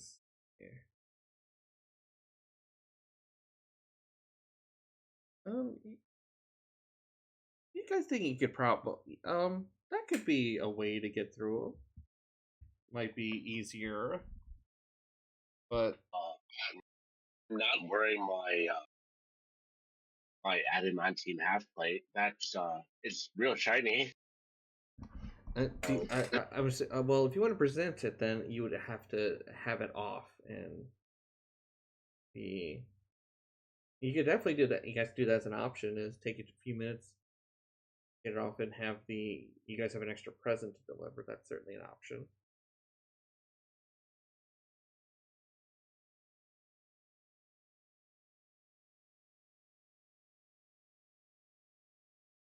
Yeah.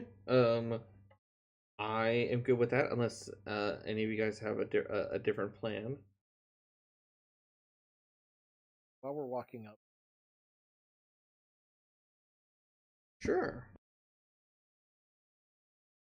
Sure, that there is a huge. Looks like he got jabbed by like 4 needles.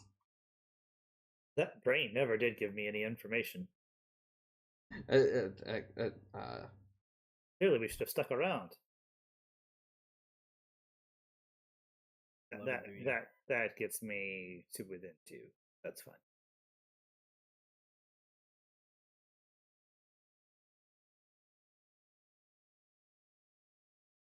Oh, good. Yep, can definitely do that. So what I will need.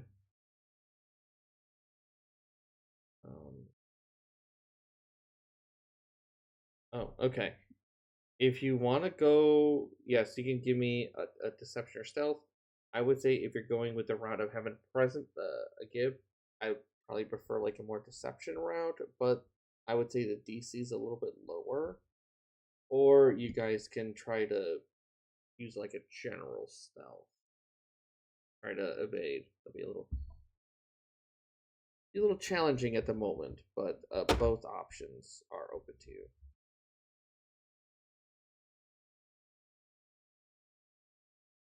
Titus thinks that give to get it. Sure. It'll be a group check, but yeah, no, that is.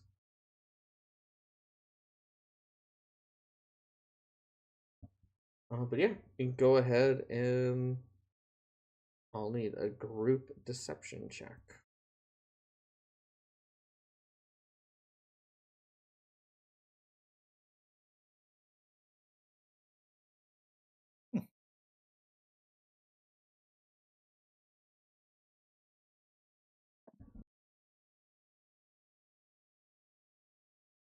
Got this out.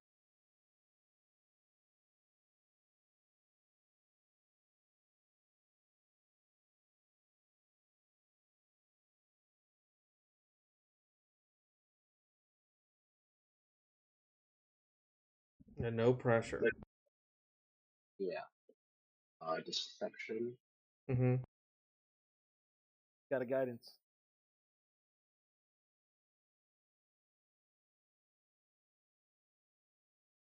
Okay, alright.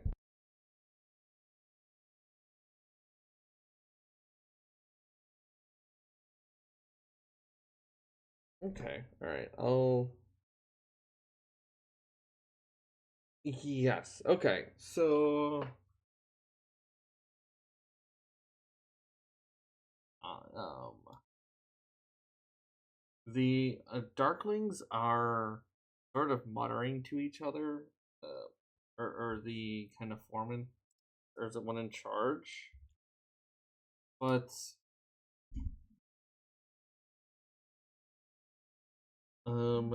he will send two of the Darklings, with just to make sure you can deliver it to the right spot. But yes, they will let you pass. They believe it enough to kind of let follow you upstairs to deliver the gift. So okay.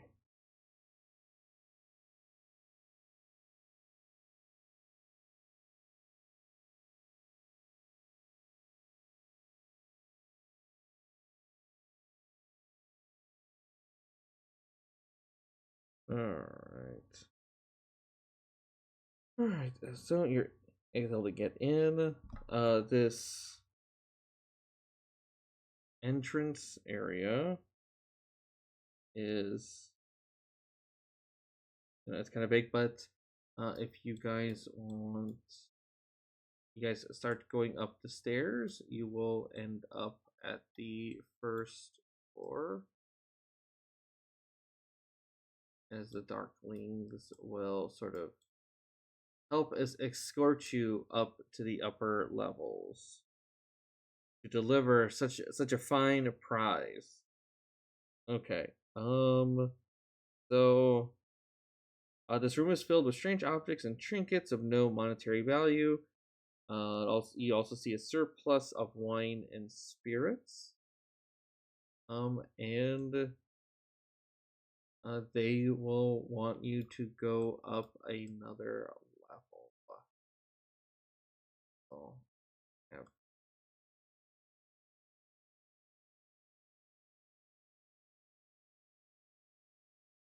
As they will guide you. So, as you enter this is an archive. It is an elegant room filled with rare books and consumables. Books, records, scrolls, potions, and tinctures are bundled haphazardly on the shelves. Okay. As you go up, okay.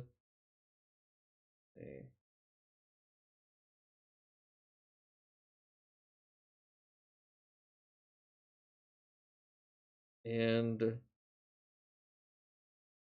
let's see. I need everyone to give me a perception check. All right. I'll have Okay.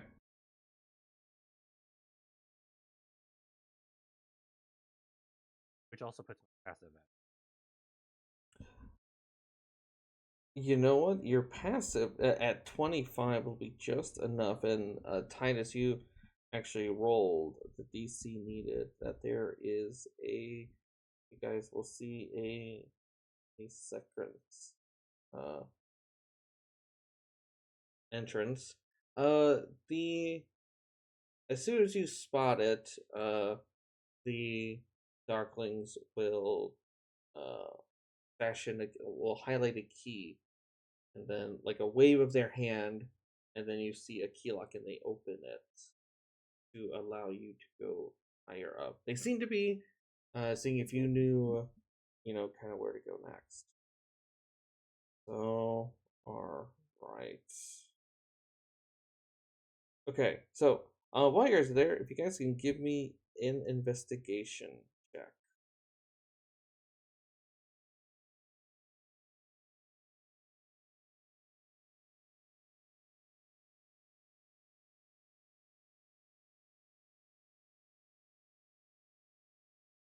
All right. I need to check.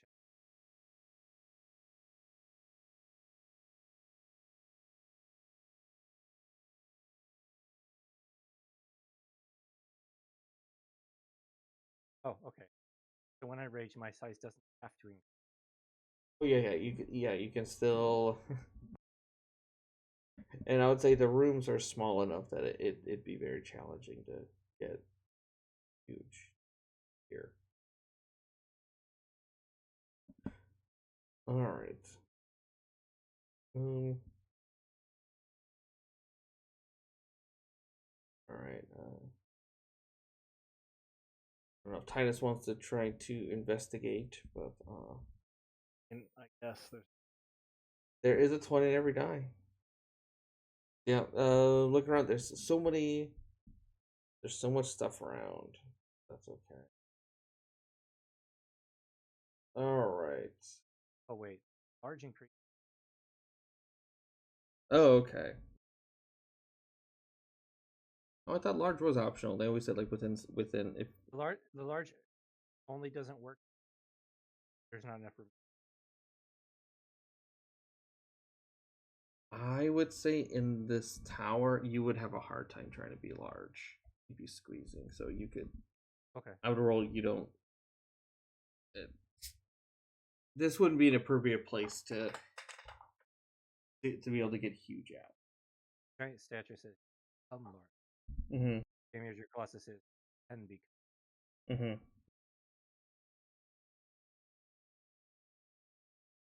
All right.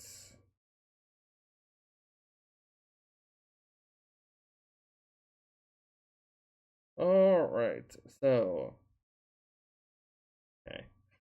All right. So as you go, they will lead you to the top of the this is the treasure, and fittingly, this treasure room is filled to the brim with treasure, vast quantities of treasure, flood every surface in great piles of gold, jewelry, and priceless relics. So much treasure, in fact, that you'd have to wade your way through it. In the center of the room, a sword embedded in a black stone shines under magical light. So, gonna move everyone else here. The Darklings, they just sort of shrug, and you have the item, and they will go. They go downstairs. Well, they just leave it. They just kind of, well they look very. At this point, they seem to be just bored, and you probably think you probably have some time to start searching before. They probably come back up. So, all right. There is a door. We will just say, for intents and purposes, it is here. You see a large, detailed door depicts a beautiful woman holding a skull. This door looks pretty impenetrable. and there are. It looks like there's some kind of opening mechanism, but it must be somewhere else. In here. So Not quite, because it was for the whatever the treasure itself was. It was an enchantment on the item. So you have not found the item yet. Okay. I'm tempted to look. All right. If we can start to software and look for, if you guys can give me a perception check or search.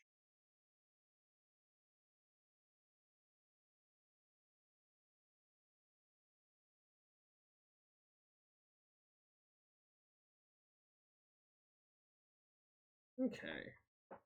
All right. So Titus and yeah, Mario.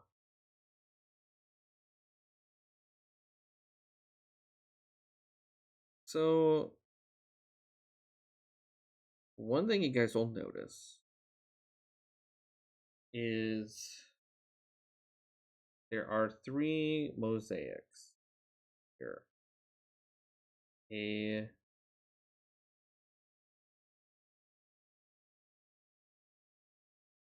And if you want more information, if someone can give me a religion check, that would be great. Okay, but you will Check. see. Go ahead. I missed you. Broke up with what? Oh, if I can get a religion check.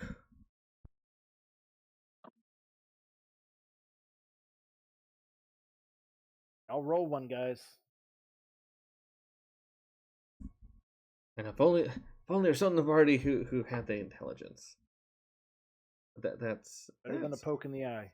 That, you know what? That is a decent poke in the eye. Does anyone else want to try to roll a religion? Krikec will try. I can try. I'll offer a bargain, can you? I don't. You can. I would say you can.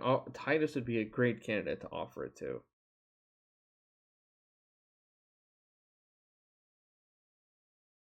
I was thinking really hard about it, right? Yeah, you were thinking hard about it. It's a lot of information to know. I really wish they had kept. Yeah.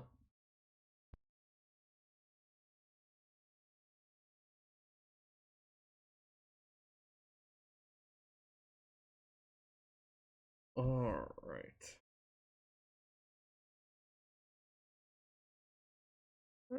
Okay. All right. So, based on the time he took, tried looking around. Okay. So there are the mosaics depict versions of an Eladrin-like female. And they are different sculptures. One is like a maiden with like a teardrop.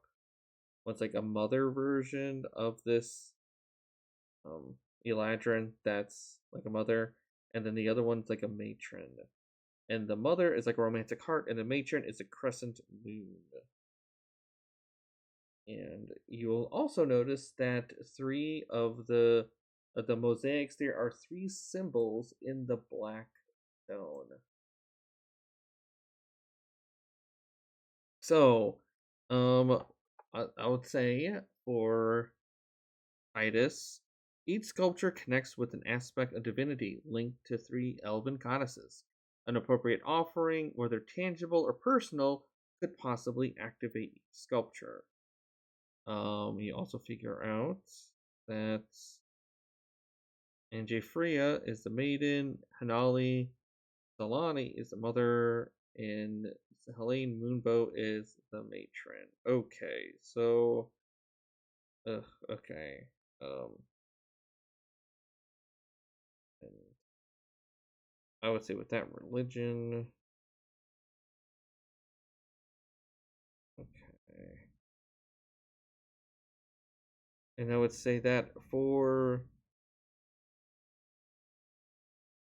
You feel like on the sculpture, for the teardrop, you feel like it has something to do with water, with the mother, since the token is the heart.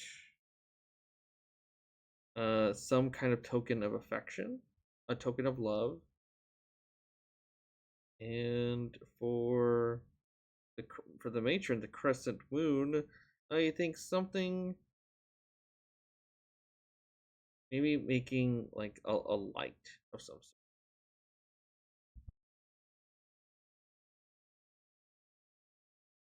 Oh, A light of some sort. Yes, a light of some sort. This will cast produce flame in order. Okay. I would say the crescent moon will light up.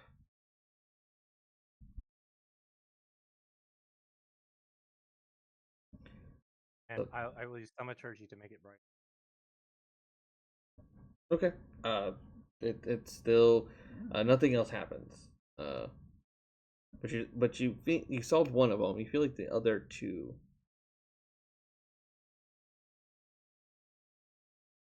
One is a teardrop. So maybe something water related. And then the romantic heart for the mother.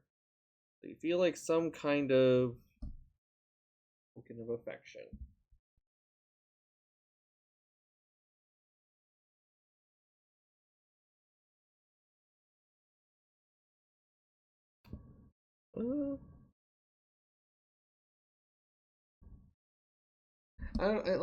I guess the question would be, how important is beer to? Well, when people are sad, where do they go? They go to alcohol. Okay. Some of them, anyway. Sure. Okay. You pour a little beer on it. Nothing happens except it gets sticky and. I'm sort of like giving it. Okay.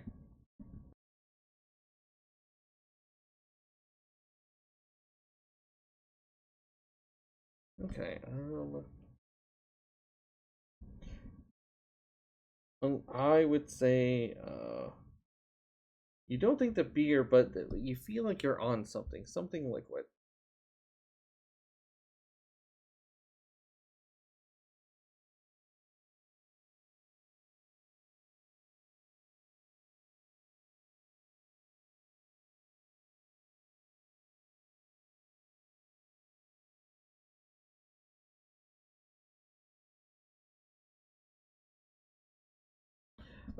Yes, it could be water.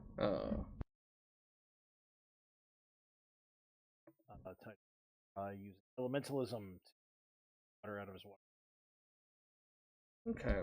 I say, Splash it around. Mario looks at water and smells it. That's beer too. Yeah.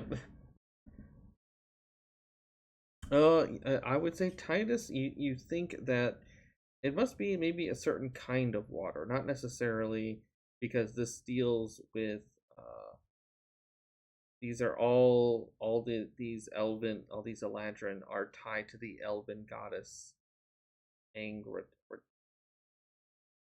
Anghar. I will type it out. But some water, you got the water, but just what kind of water? Sure, it's holy water.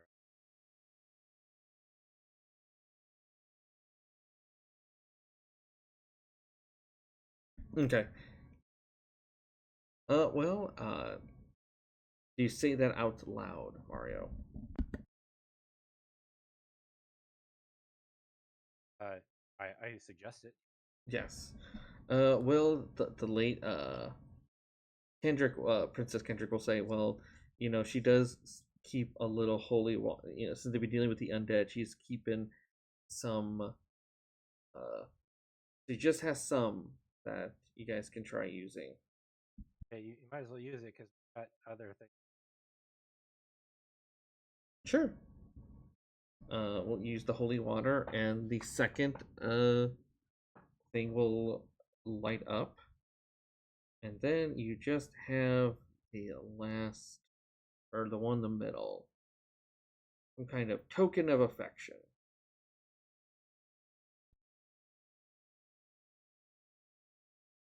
Give it a kiss.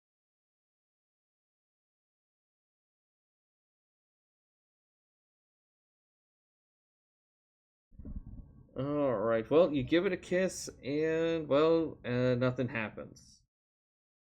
What if you blow on it? I will. As you blow on it, nothing happens.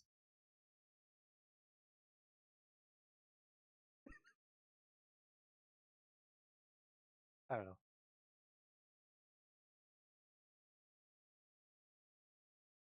All right. Let's see. Who's yeah, I'm about to say. I'm sure if someone has something in the background, like a lock of hair or the enter. Oh yeah, who has the entertainer background? Somebody have a filter. No, I was thinking of a potion, but thinking of the trinket item. They're like a lock of hair or something from a fan.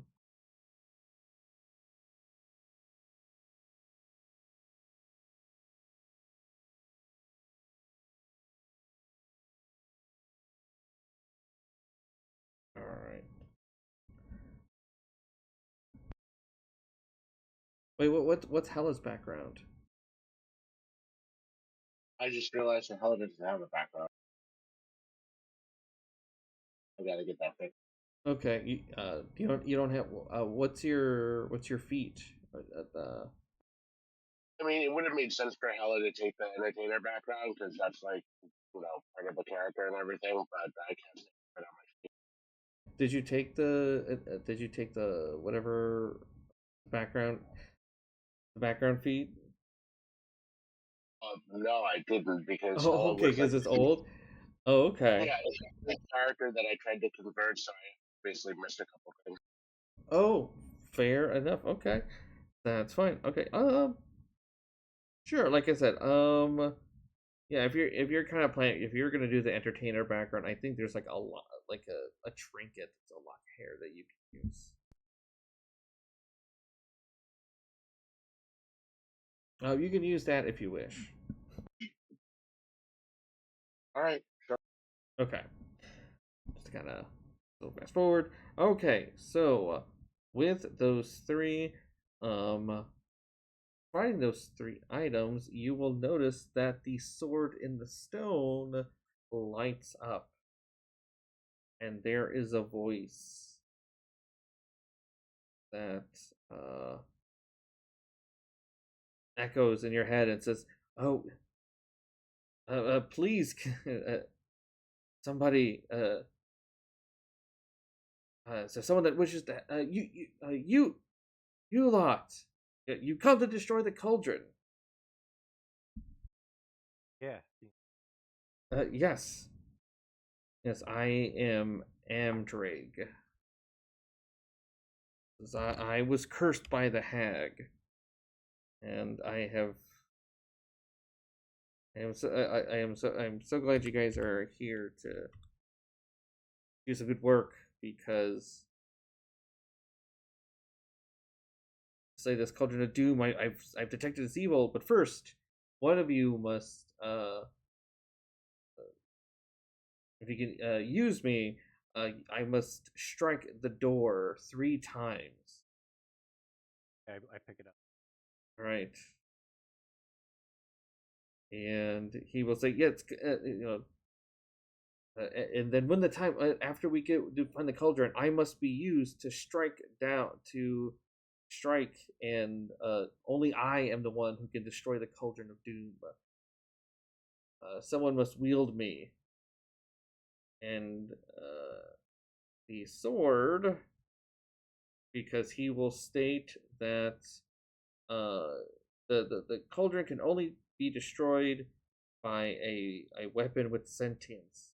And well, I have been here for a very long time, so I would like nothing more than to fulfill that prophecy with the sword. It is a Amdrag is essentially a +2 longsword. It is essentially steel from which Witch of the Wildlight adventure. So does Hela uses longsword?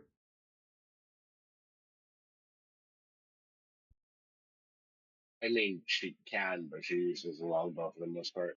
Okay, all right. I guess Mara, if you're good with the,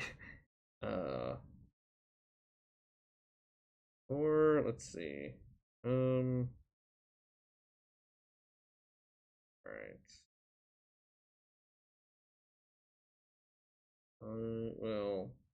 Well, let's not.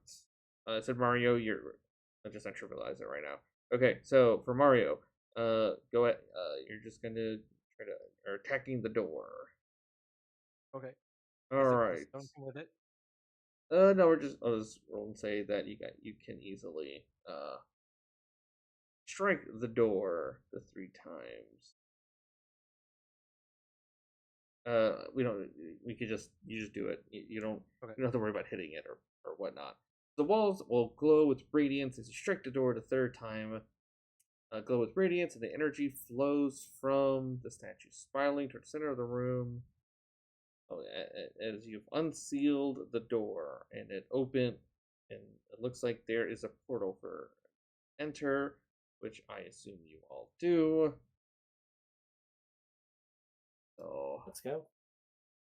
Let us. As you now appear like a little demi-plane, and you see in the background there is a pile of corpses. Like nearby, and you see a group of they don't seem to notice you. They're too busy trying to, put a bunch of corpses into this cauldron.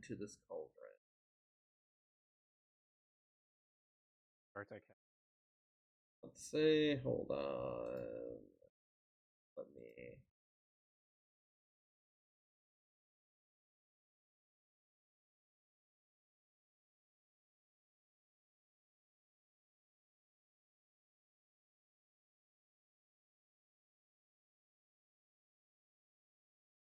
That 0, but yes, if I could have everybody roll initiative.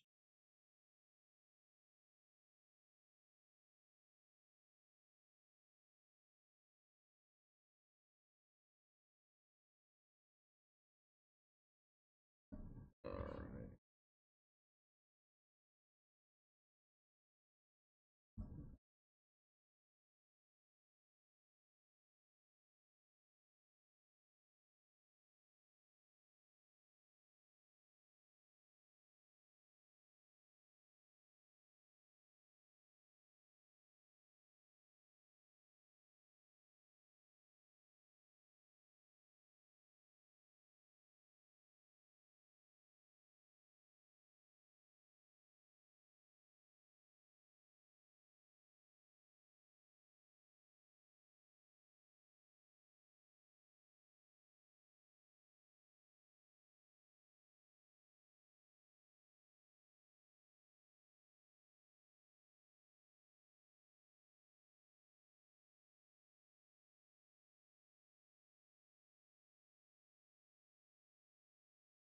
Alright, let's.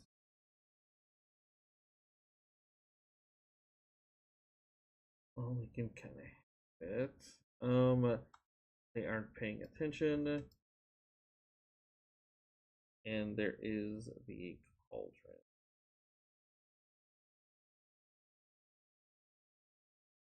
We can say just to kind of make things, because we're running out of time, we're gonna make this easier.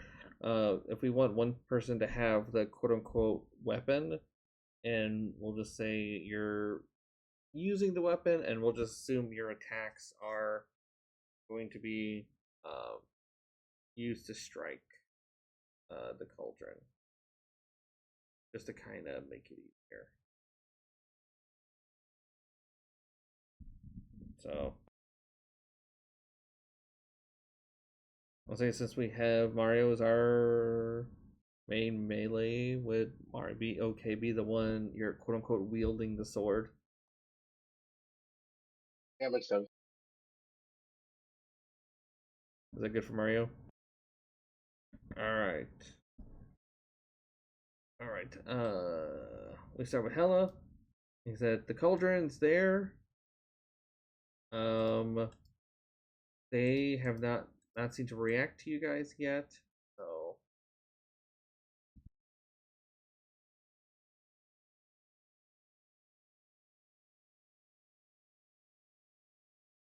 okay, so what are you casting?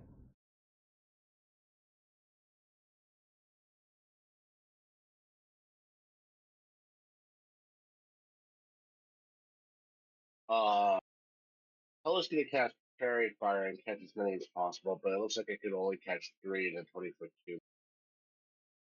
Okay, I would just kind of restate that your whole goal is you want to destroy the cauldron and the dark, and the creatures that are there are not noticing you guys. They're not actually doing anything to you guys right now.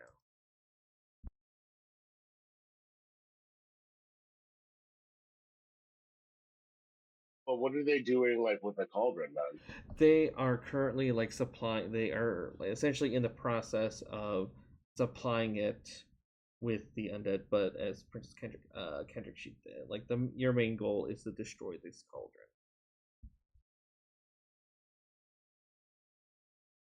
Like they're like, even if you attack them, they're not like they're not the main people that are doing it. You have to destroy the object. God. But I mean, like, I'm not gonna do any damage shooting at that cauldron. I gotta kind of wait for Mario to beat it to death, right?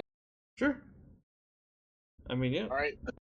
If that's the case, then I guess I'll just lay down some cover fire and I'll start shooting. Okay. I'll start with it. All right.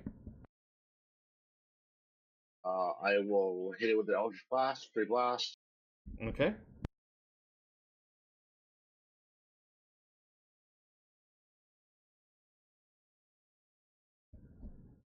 All right. 2 out of 3.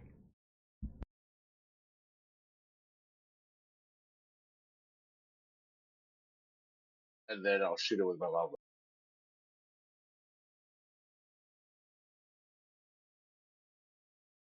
Okay. For another 12. Okay. All right. I took one down. All right. I am going to move to the side 30 feet, and I'll move to this side 30 feet, and I'll turn like over this and that. Okay.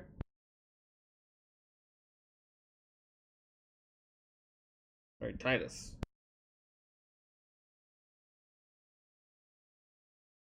That guy there. Sure. Okay. Cauterizing Flames out, and then I will use my action to bring out my Wildfire Spirit. Okay. That means that these guys get to make a save. Okay.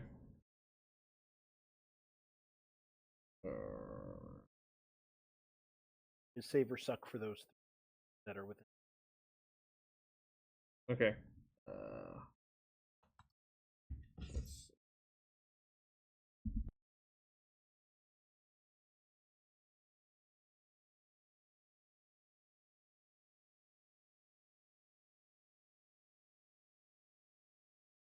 All right. It's taken a minute to. While I was thinking, I'm just gonna roll.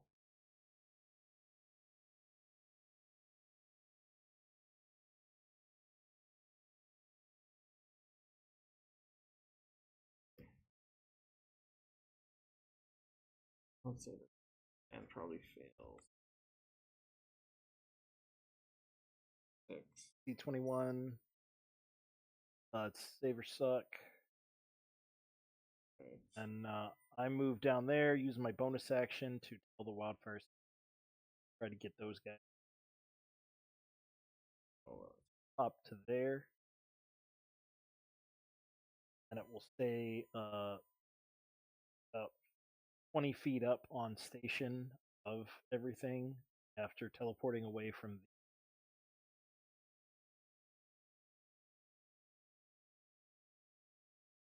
hot on the damage.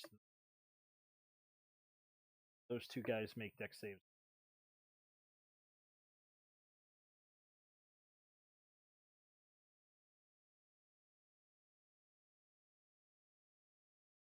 Okay, so they all fail. Nope, just the so- bottom two.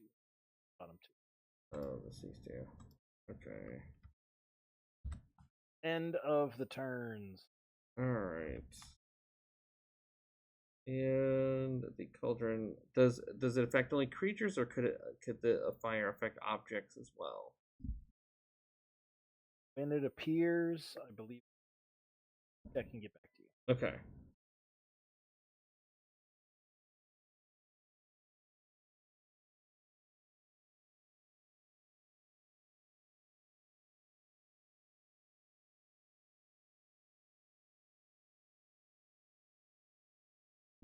All right. Krikec. All right. Krikec will charge a dark flame. Okay. We'll attempt to attack with the staff. Okay. Feels pretty good about that. And we'll attack again. We'll miss. Bonus action, he will flurry of blows.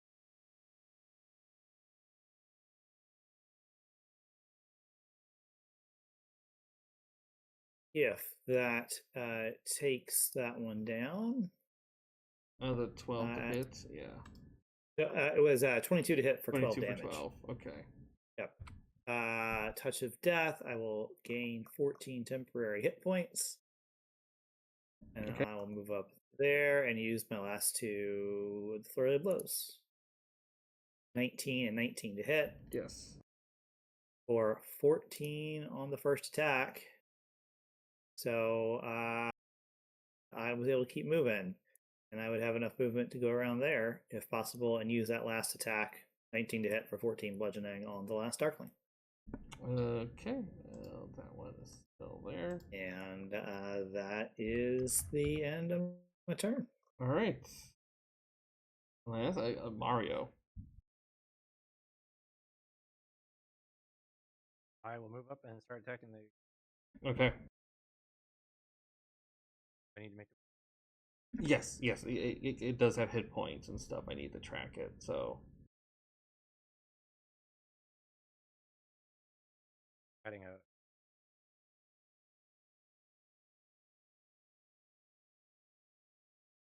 All right. For the 8. Okay. So that would be. Can you type out the total? I'm sorry. All right, 25. Okay. So when you strike the cauldron,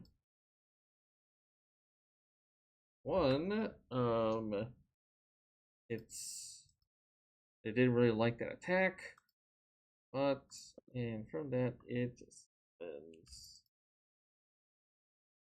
a protector for it. Once it gets hit, I leave a little of everything holy. Please load the character sheet, which it's not doing right now.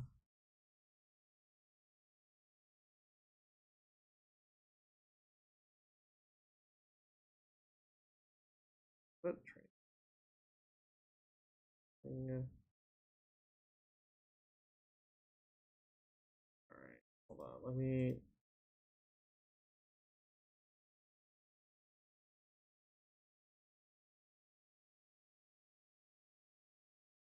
First the page. That's.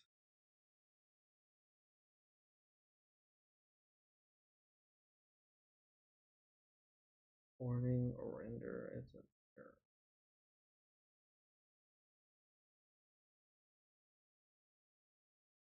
Oh.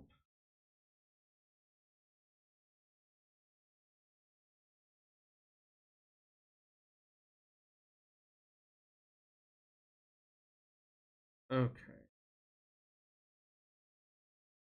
Let me go straight. Oh, good. All right.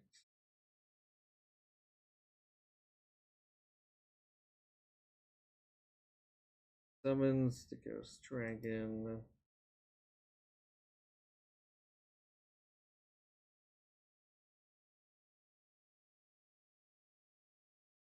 But that was your first attack, right? Yep. All right, so go go ahead and continue as Second attack. okay.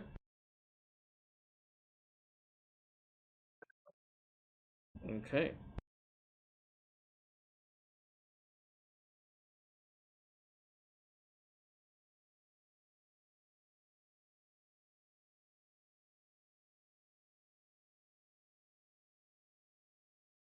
All right. The Ghost Dragon pops up. Let's see. If anything, moment. Okay. Initiative Hela. A dragon has now appeared. Okay, Hela's gonna run up to this one, and she is going to cast Wind Strike. I'll target this one first, then the dragon, then this one, and I will end up behind Krikec. Okay. Does it only attack creatures? It can't attack objects? I'll double check.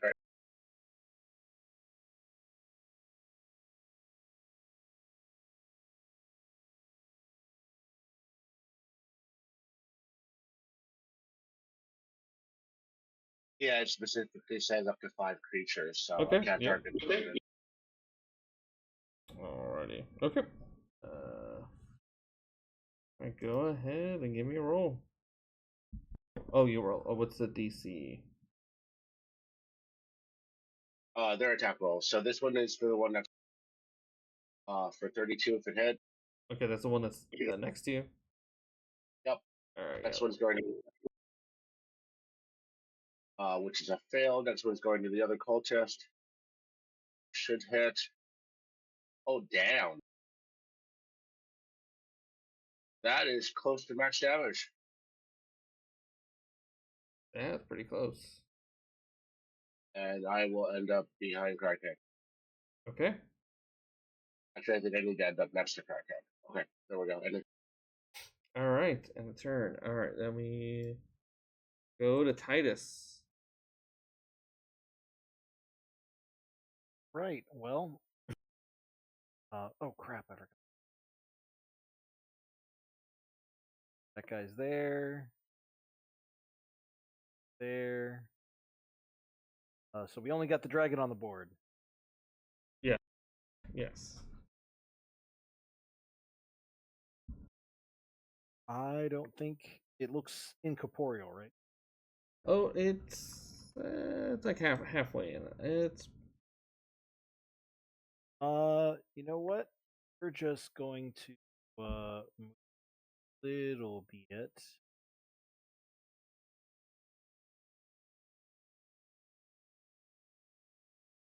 I will tell it that Jesus doesn't want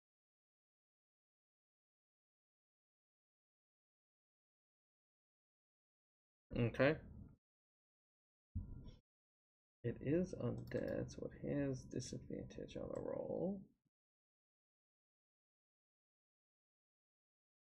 But come on.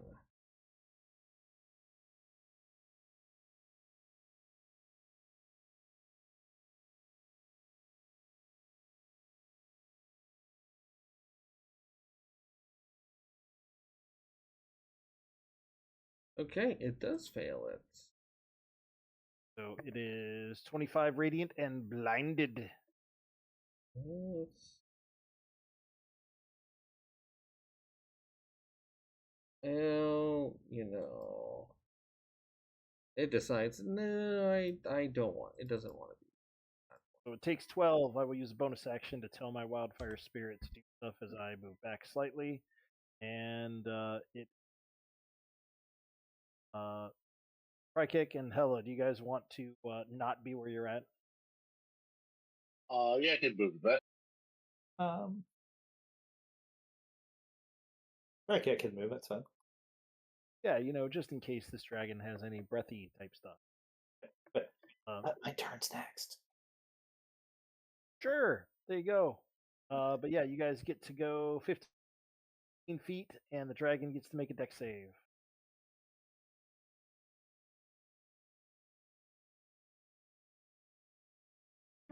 He'll eat that failure. Spirit will be back up about 20 feet in the air. End of turn. Or actually, let's see. Is there any? No. No. Okay. And then Krakic's turn. How high in the air is this dragon at this point? We'll say it's within melee range. Like it just appeared. Okay. So and it doesn't have a lot of space. Then I will charge back up, and I will attack with my staff.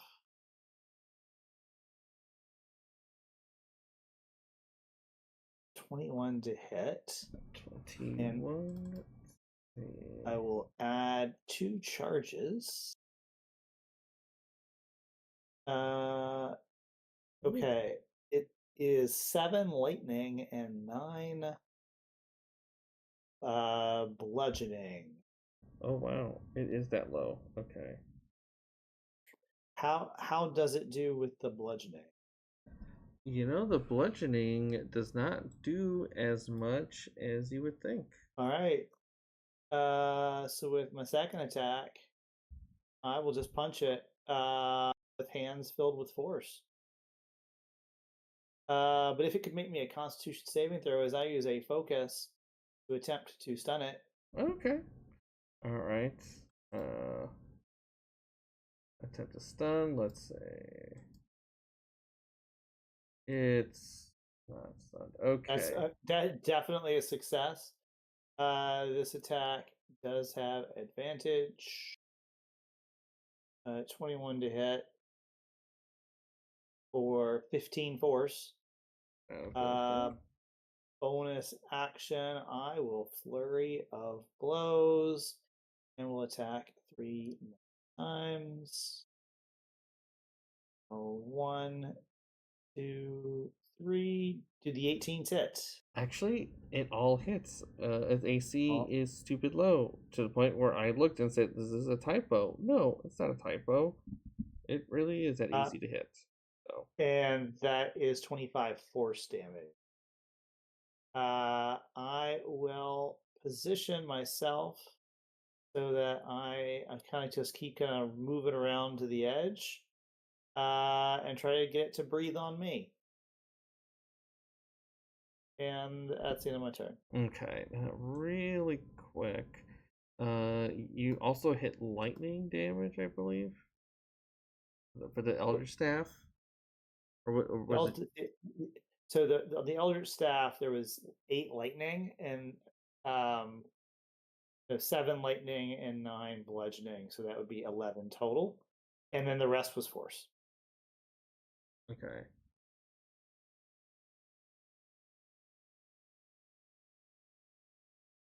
Okay, that's fine. All right.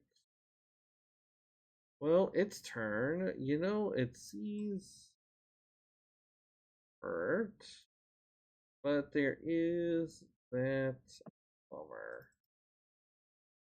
So the dragon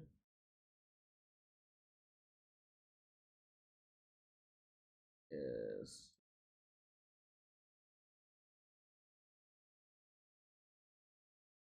gonna look at what it does. Oh, okay, just damage. Okay. It's going to breathe on, looks like just Mario. Because you have the sword. So if you can make me a con save.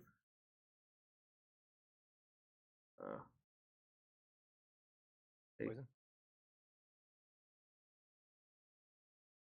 On a failed save, you take 40 cold damage and you're frightened of the ghost dragon for a minute, or you take half.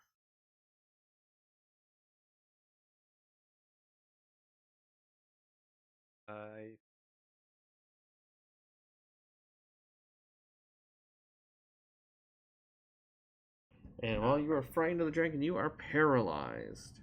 Oh, okay.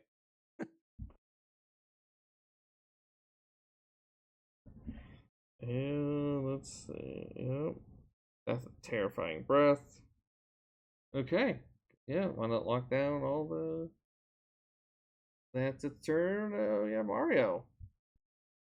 I will turn it.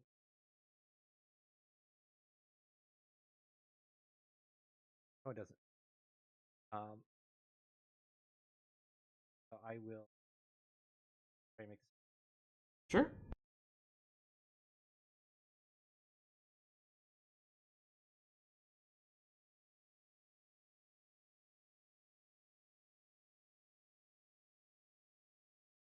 There we go. Yep. You shake it off. After your turn. Okay, and Hela.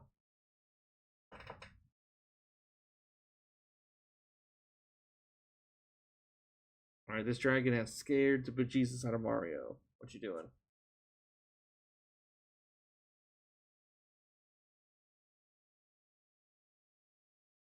I do.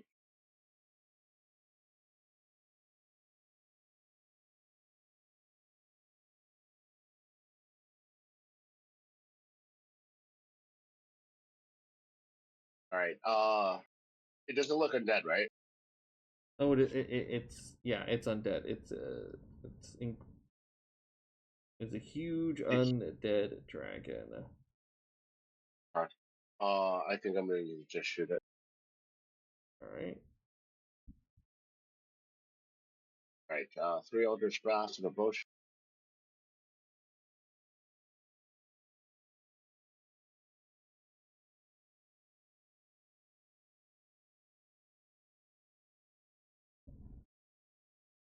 Okay, so 2 everything but the 1 hits.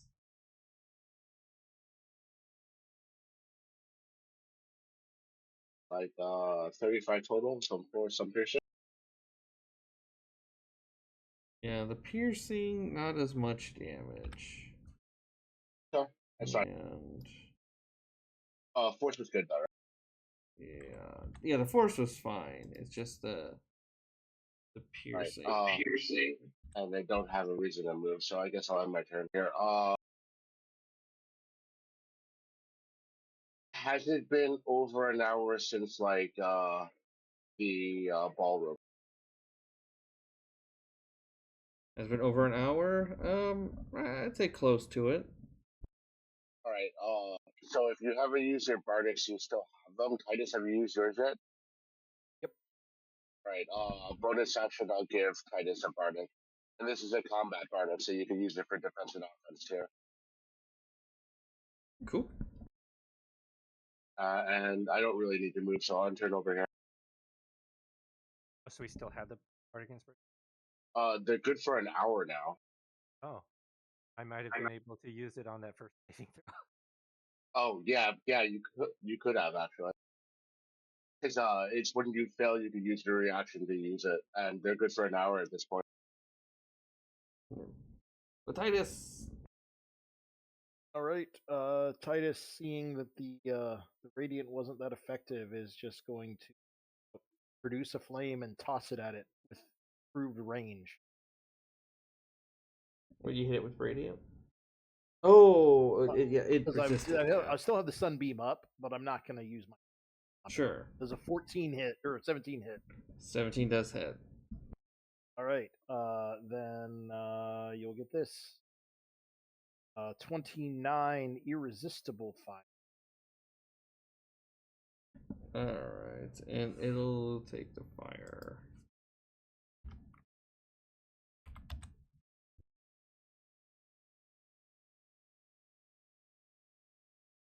Bonus action. Move in and do some fiery things. Actually, no. He'll stay up there on station and do a Firehawk 2. Okay. Crit. Nice. That will be just 14 fire that can be resisted. Okay. That will be the end of my turn. As I remind you all that if you would like, you can walk into one of those cauterizing flames and I can heal you. End of turn. Alright, Krikec. All right. Krikec will just go Fist of Fury again. Attack. And will again attempt to stun DC 19. Sorry. That's right.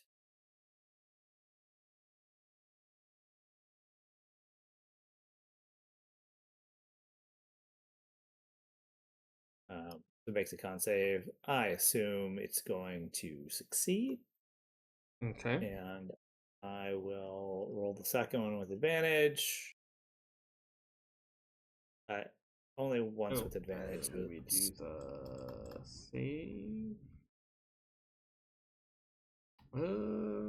So that would be a fail. I'm assuming he chooses to succeed. Yeah, why not? He will choose to succeed. All right. So the second attack did 10 force. And then bonus action Flurry of Blows. That 26 I rolled would be the third attack for 11 force. Okay. 14, I assume. That actually hits. That does hit. For 8 force. And last attack for 9 force. And that will end my turn. Alright, for the dragon. Okay.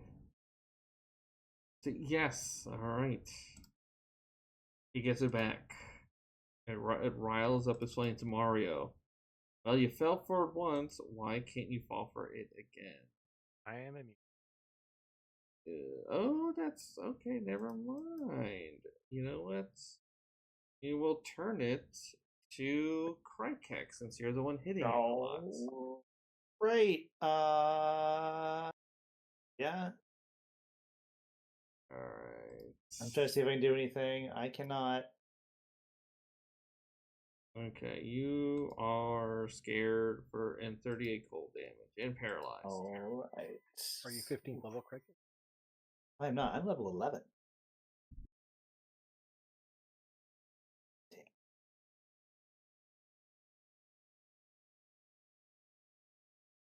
And it's a turn, Mario. I will continue attacking the. Attack the cauldron.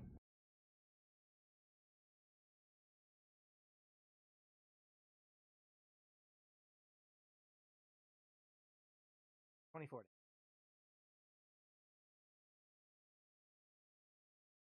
And 29 damage. Alright. And I'm gonna move through one of those. okay. So, if you allow me to, because we're getting a little past our time. We haven't even hit the other half of the module. So this is how we're gonna, do a little theater on what happens.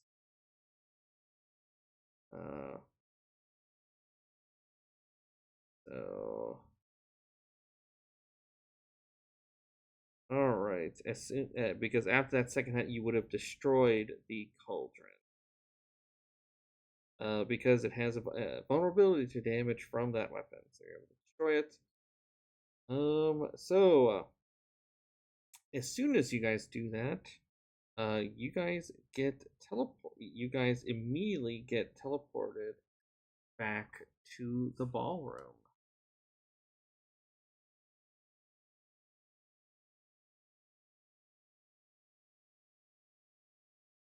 And you are all teleported in the middle of the thing. You have destroyed an important prize. 4 of you, well, the 5 of you, including the prince, Prince Kendrick, they are very upset because you had broke one of the cardinal sins, the faux pas, in this whole place. As bullets fills the court. Actually, I'll just read the box text. Enchained, forced to kneel with multiple weapons aimed at your necks, the Hag Queen's eyes pierce through all of your desires as she turns a shade of lightning blue that reveals the depths of her fury. You dare, Raphenia speaks as thunder booms and lightning flashes in response to her emotions. Bloodlust swirls in her court, especially from Lady Eliza, with fully half of the court clamoring for your blood against the offensive behavior shown on the day of Prince Arwen's Fey dedication. They yell things like kill them, flay them alive, feed them to the nightmare beast. And Rafinia's image turns back to that of grandmotherly figure, and then a shift, an epiphany. The poetry of fates. Ha ha hee hee ho ho ho.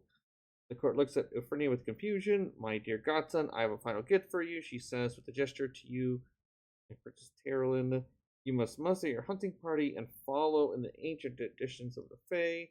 The rules of the domain are clear. They cannot be harmed while they are our guests, but only within the citadel's walls. And she will say that our guests are no longer welcome to Citadel Umbra. Their lives will be spared if they can leave Wintergun Forest and escape the prince's hunting party. The princess will plead to her brother, but he's upset. He's disgusted at what you guys did, destroying the Cauldron of Doom. Excellent, the court is in agreement. Let the true Dark Hunt revelry commence. Just wrap out of time since I kind of know what to do now. Well, because due to the nature of AL, you guys can get slaughtered, or you guys can victoriously succeed. And in the end, you kind of did what you needed to do. So you guys will be able to escape, or, if you guys were butchered horribly, I'm sure there are other adventurers that would come and rescue your corpses from the Fae. But, as we go to the end, the sun rises on a new day. Wintergun Forest is far behind as the light glistens. The morning dew in nature sings its melodies of life. The princess wipes her brow and looks back at the floor soulfully. She must speak to Lord Ariath. The alliance between Westfall and Winterglen may spell doom for Serafall and the west of Gwyneth. Thanks you for protecting her. It's a pity she couldn't help her brother. But you guys do start getting nightmares of back in the depths of the Winterglen Forest. Citadel Umbra as the Hag Queen sits and cackles. As she waves her hand, an army of dreadful undead stands to attention. There has been awakening. Can you feel it? The stars are falling. The wheel turns and the world burns. And that's where this trilogy will. This trilogy will end. Of course, there's another 3 parts, but that's another adventure for another day. We are going to just end the stream. Ready for watching.